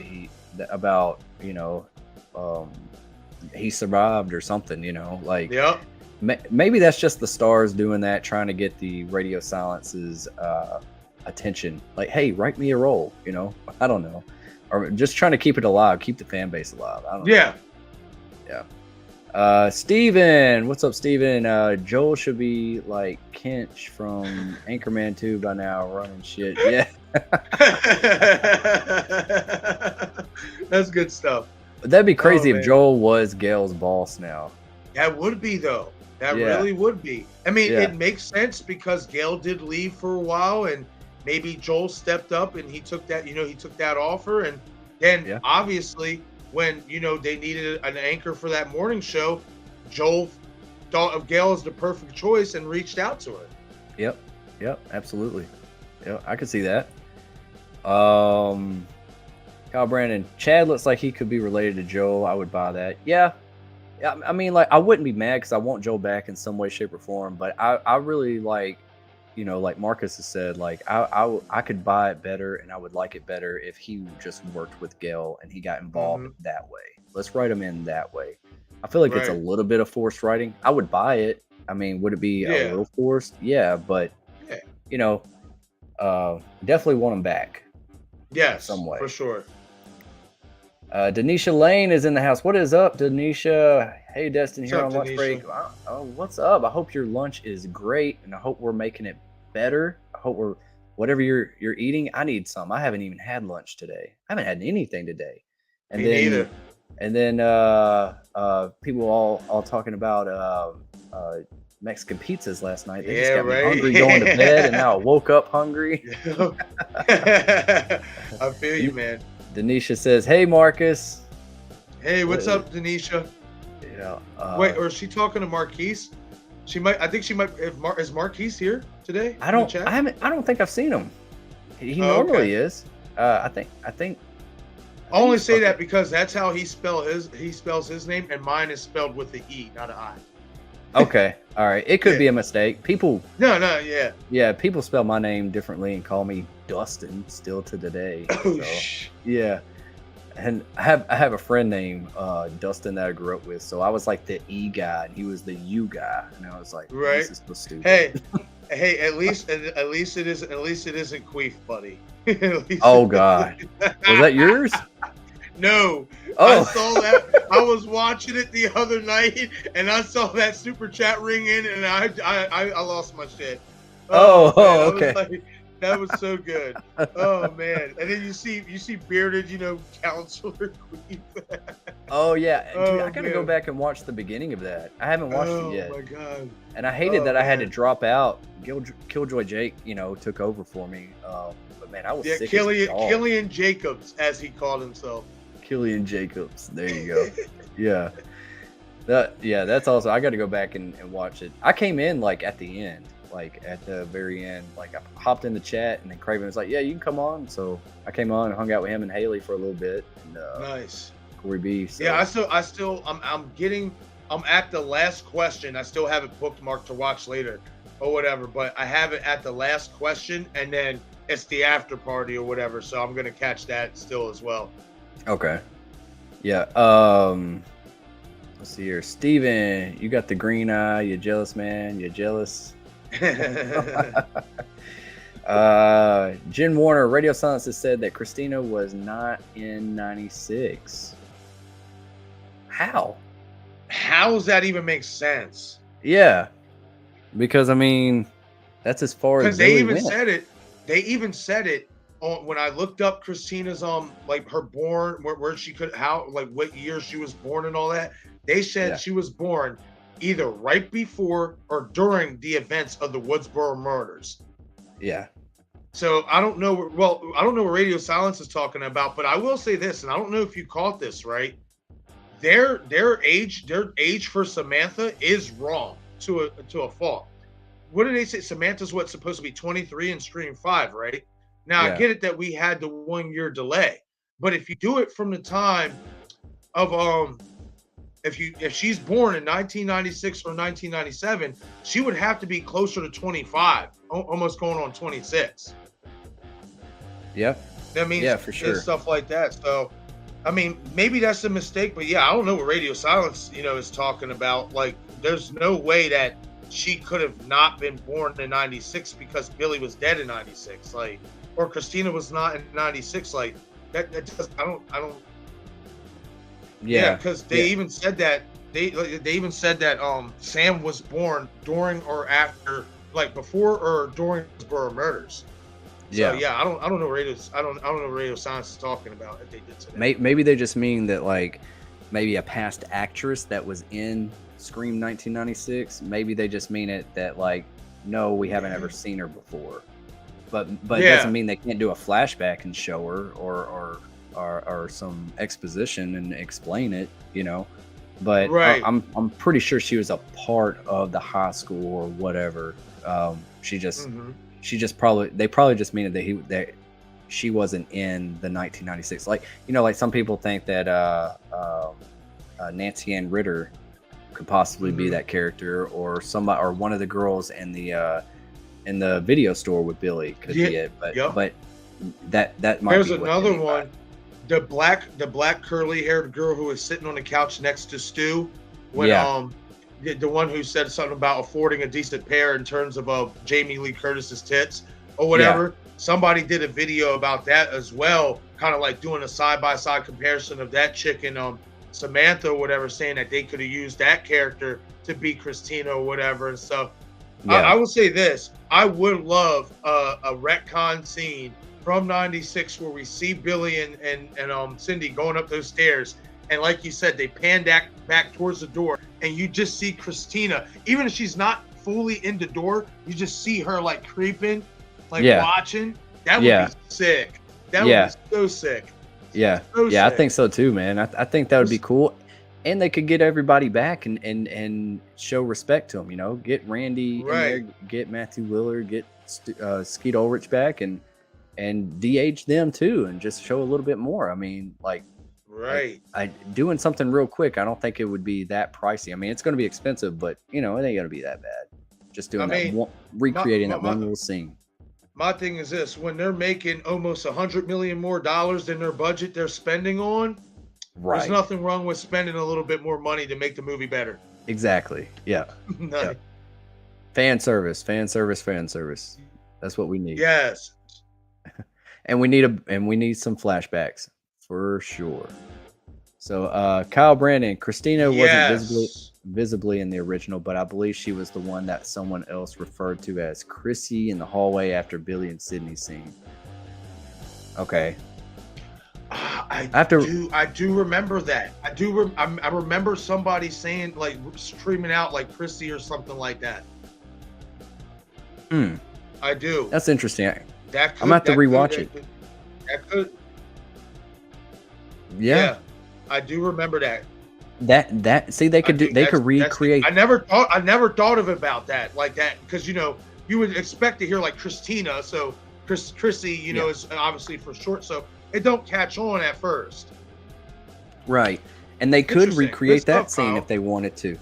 They could recreate, you know, the part where Billy walks away from her at that hallway. She runs to the bathroom. It might show Billy turn around and he actually sees Christina. Mm-hmm. And it just shows Man. that connection, you know, like she was his side chick or something, you know. Right? So or Yeah. maybe Chrissy was in on it with him, but you know, could have been like Billy's accomplice back then to get to Sydney. I don't know. I don't know. That would have been something interesting, right? That's something interesting to think about. Yep. Yep. Kyle Brandon, you got a point, Marcus. The kill between Judy and Richie was very similar as well. Yeah, they were. Yeah. Yeah, you Yeah. did, man. You sparked my interest on that, man. Like with the whole knife up in the air Mm-hmm. and just you know, it just stopping on it for a second. Mhm. It's And this is like, another thing. And a deleted scene with Mindy. I don't know if you watched that when Mindy's actually shown at Judy and Wes's house. She's sitting on the side of the Yeah, I saw that. ambulance yeah. or whatever. If you listen, Samantha lies to her because she sits there and says, when Mindy was like, "Oh yeah, I heard the sirens. We're like, what about you? Why are you here?" Yeah. Samantha says, "I heard the sirens too." But my argument for that, and I did a video about it, was that one, Samantha was coming in a complete opposite direction from where the paramedics was coming from. And Yeah. on top of that, her windows was up. Her windows were not down. So if you're Yeah. coming from the complete opposite direction, you would have to really be really close to hear those sirens, especially with your windows up. You're not hearing them from 3-4 blocks away. Right. You know what I mean? You're just Right. not. You know what I mean? And stuff like that. So I caught that very. It was a deleted scene. Obviously, it wasn't in the movie, but I found that very odd that she said that, and she came from the exact opposite way that was she said she heard the sirens. Like the way she came from, there's no way that you could have heard those sirens. Right. And with Mindy also, Sam just left Mindy's house. Mindy was Mhm. there explaining the rules of a requel. And how Mhm. far does she live from Judy? You know, like, and why would Mindy be the only one that shows up? Where's her brother? Where's anybody else? I Right. mean, I know they're trying to build red herrings and stuff, and maybe the Yeah. scene just didn't make sense once they Mhm. watched it. But yeah, definitely, man. That Sam idea, man. That Sam theory. That's I'm buying it, man. I'm Yeah, buying it. and it's just like with her, it's just like I said, after 5 years of not being in Woodsboro, how do you know where Dewey lives, but you don't know where Stu Macher lives? Yeah. Exactly.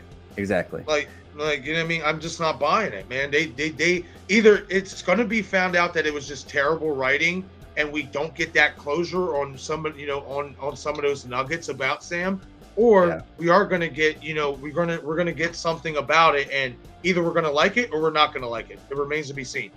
Yeah, for sure. Carrie Cray Cinema. Hey everyone on my break, working, watching my boys. Yeah, what's up, sister from another mister? We're glad you're here. We can make your lunch break any better. Just just tell him you're sick. Tell him you got to go home. Right?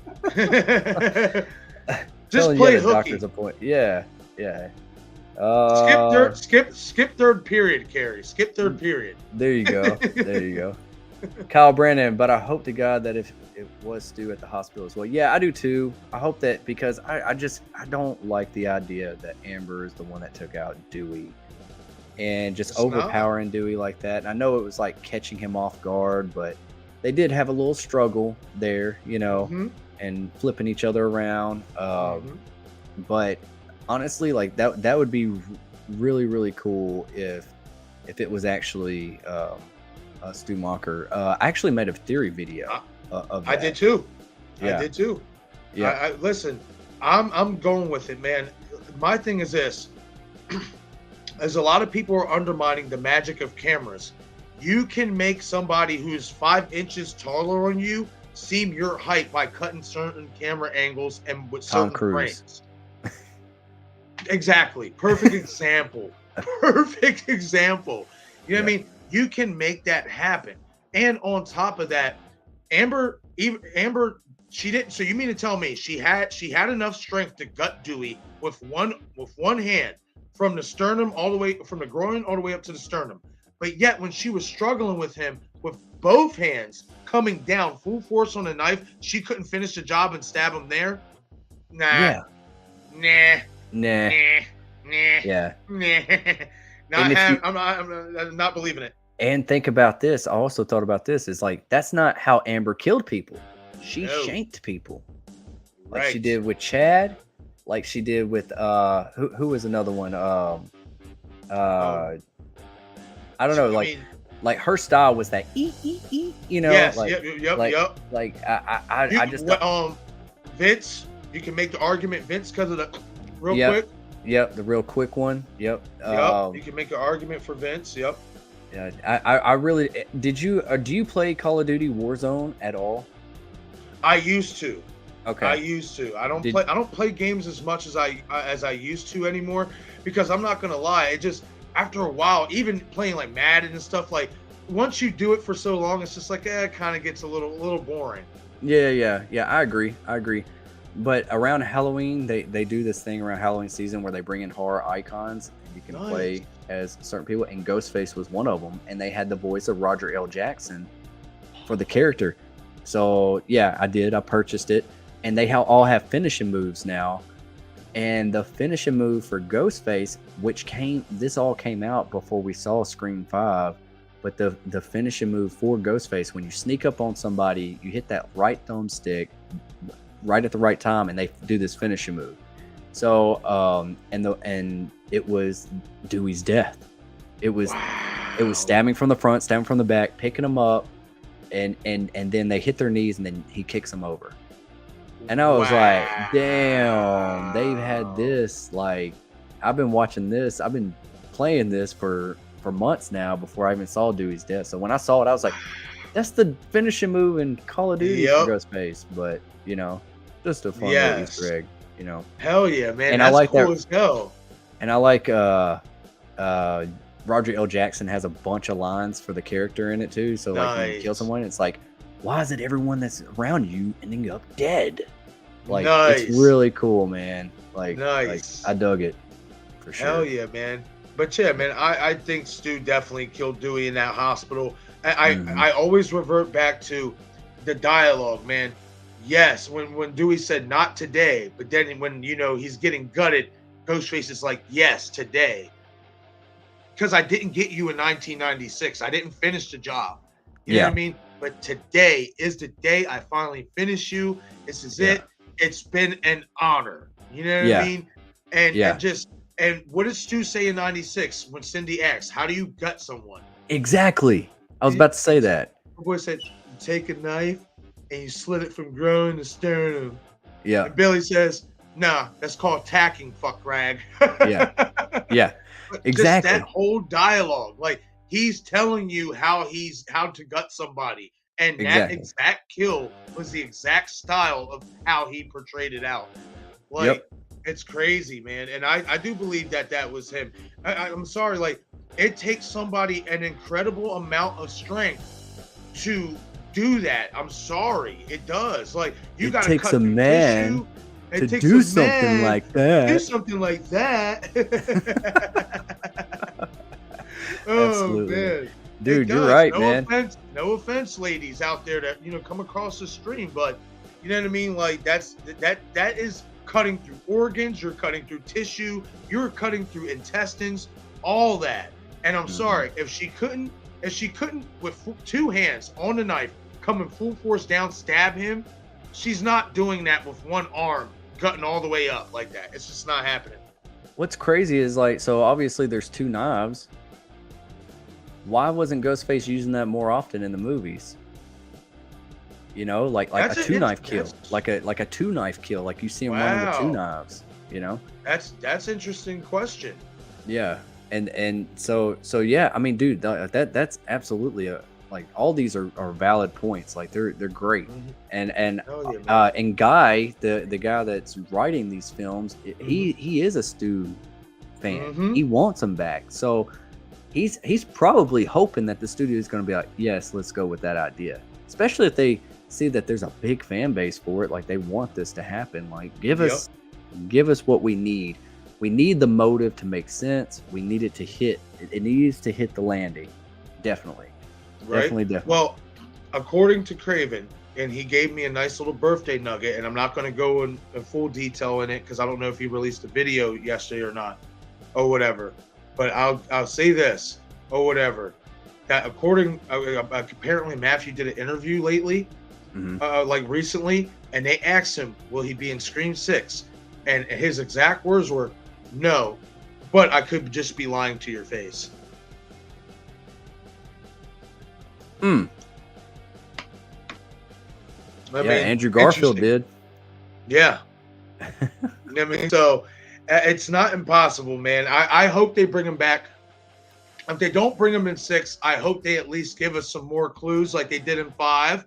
And then we have an epic reveal in 7. One way or another, Stu's alive, and I would love to see him back in Scream. Oh yeah, I mean, yeah, for his sure. his character is easily it's there's no debate about this. His character is already canon within the timeline and within the universe because they already had the idea of bringing him back in 3. Exactly. Agreed.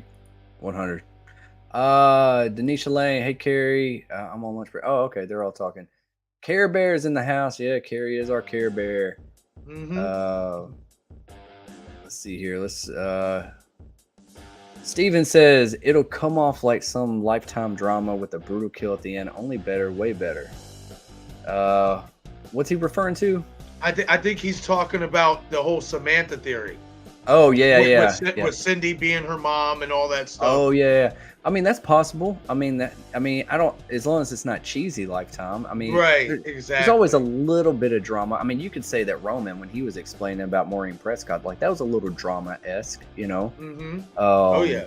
he was in his feelings a little bit, you know. Oh yeah, he was. Oh hell So yeah, he was. yeah. You So saw it. You saw it when he told Cindy, you're gonna pay for the life that I never had, basically, for the mother, for the family, and for the stardom. And God damn it, everything you had should have been mine.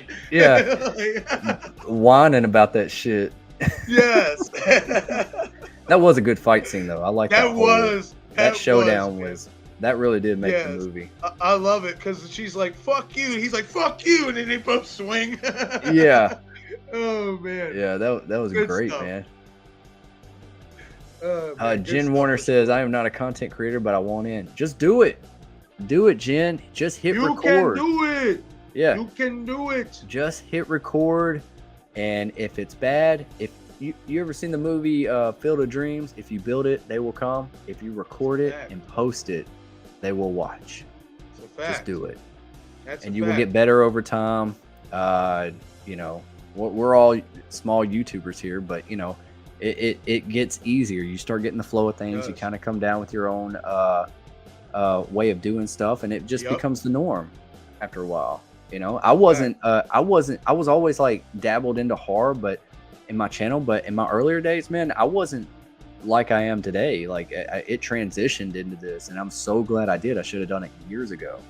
Right. Because I was kind of like in and out of YouTube there. I wasn't really taking it too serious. Like I was doing like collectibles and, Gotcha. like Blu-ray hunting type stuff, Yeah.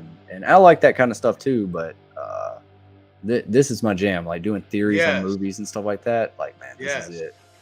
I think Uh, especially once you find out, like once you start seeing other YouTubers do what we do and yeah, stuff, that gives you that feeling like, holy shit, there's actually people out here on this platform that like to discuss what I like to talk about. That yeah, maybe at home, people around us don't really particularly like to, talk about with us and exactly, stuff like that. Like, so definitely exactly. feel that, man. Definitely feel that for sure. Like I still have it up.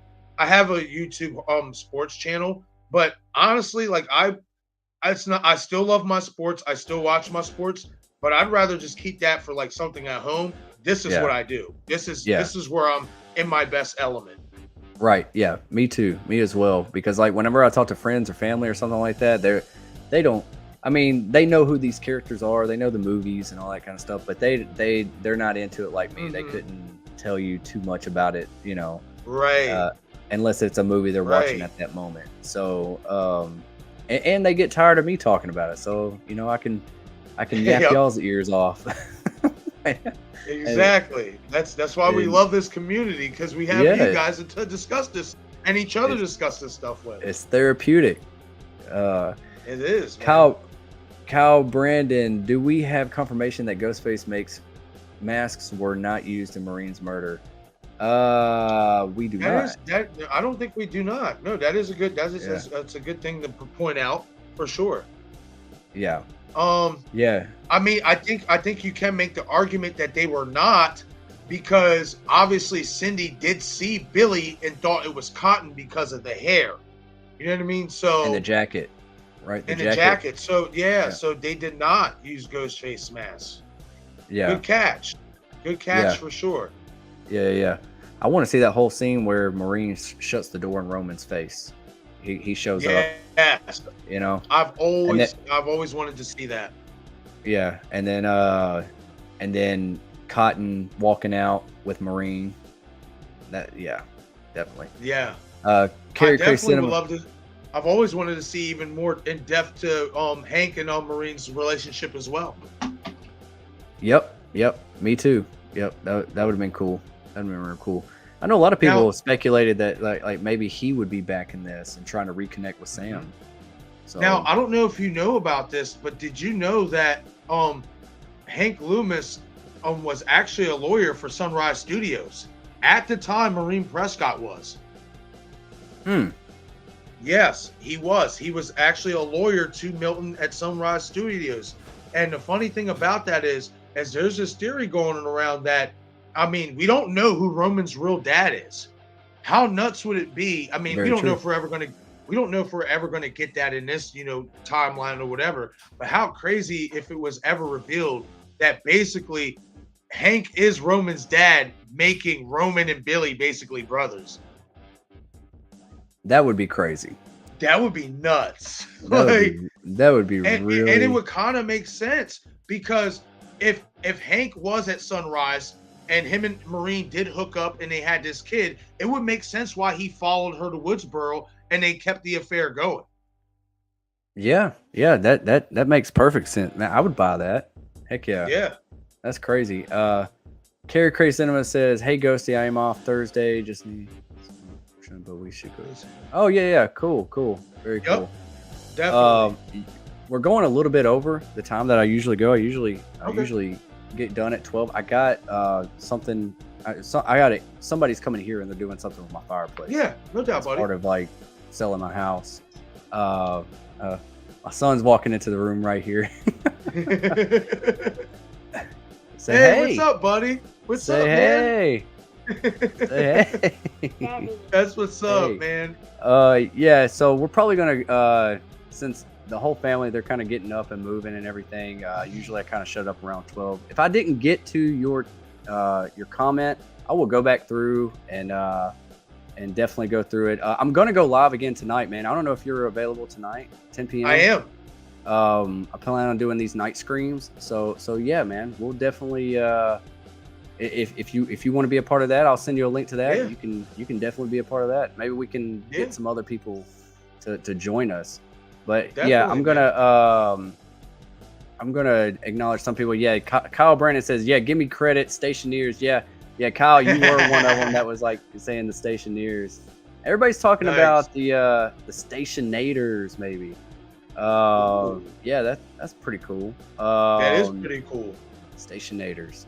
The Wishmaster thing's going on tonight, so people will probably be jumping back and forth between streams, which is fine. Which is fine. Yeah, absolutely. I was first one to say it, Destin. It was like your first step. Oh, okay, yeah, Brandon. Okay, yeah, Brandon, you're right. I remember going back and forth. Okay, Kyle was the first one that said the station. Okay, gotcha. So yeah, Kyle, Nice. you get that credit, buddy. You get that. Nice, you get man. the credit. I like it. I like it.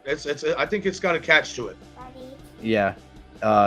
Station. Hold on, guys. Give me 1 second. Keep go through some of the comments. I got you. Just kind of. All right. Thanks, man. I got you, buddy.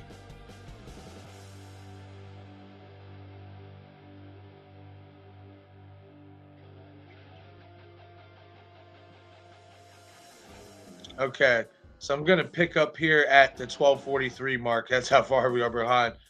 That Jen says that was Tatum's line. Steven says franchise swap. Carrie says, Jen, they are too busy bromancing. Notice? Oh, Carrie. Oh man. Good stuff, Carrie. That's funny. Jen says it is almost 1 p.m. and I have done nothing today. Well, hey, Jen, as Snoop Dogg says in the commercial, sometimes the best plans are no plans. And I'm on board with that, Jen. There's nothing wrong with, lasting to 1 p.m. in the afternoon and not really having to do much with your day. I don't think that's a bad thing. As long as you're relaxing and having fun. I didn't realize I was muted. Yeah, the guy that's coming here for my fireplace, he's about to show up here pretty soon. All right, buddy. So I need to get prepared for that. I'm sorry to cut off the chat like this. I didn't realize we were going over 12 o'clock. Usually that's whenever I kind of, but time gets away, man. Especially when we're just talking about our favorite movies and favorite things. Hell yeah, man. I appreciate everybody coming by for the chat. Subscribe to I Shot Him 6 Times. His link is in the description. So it's an easy click. It's just a click away. Go and subscribe to him. Great content over there. And I hope to see y'all back tonight and in the morning for another episode of Want Some Scream with Your Coffee. And be there tonight. If I shot him 6 times, if you're still willing, let's do the night screams tonight. Send that link, buddy. I'll be there. All right. Sounds good, buddy. All right, yeah, bro. get the toffee nut. You got to try it out, man. All right, I will. All right, everybody. If I didn't get to you, oh wow, Rawhead's in the house. Rawhead. Hunting for Entertainment. I see you. Hey, what's up, Bob? Stationeer Junior. Yeah, everybody. It's been great. I'm sorry I got to cut this off. I got a lot going on. So yeah, thank you, Marcus, for coming on here. Yeah, you already know, buddy. Thank you for having me, man. A lot more enjoyable. So I'll see you tonight. I'll send you that link. Yes, sir. And everybody be there tonight. Absolutely. All right, guys. I'll see y'all later. See y'all later. All right, buddy. Have a good day. You too, man.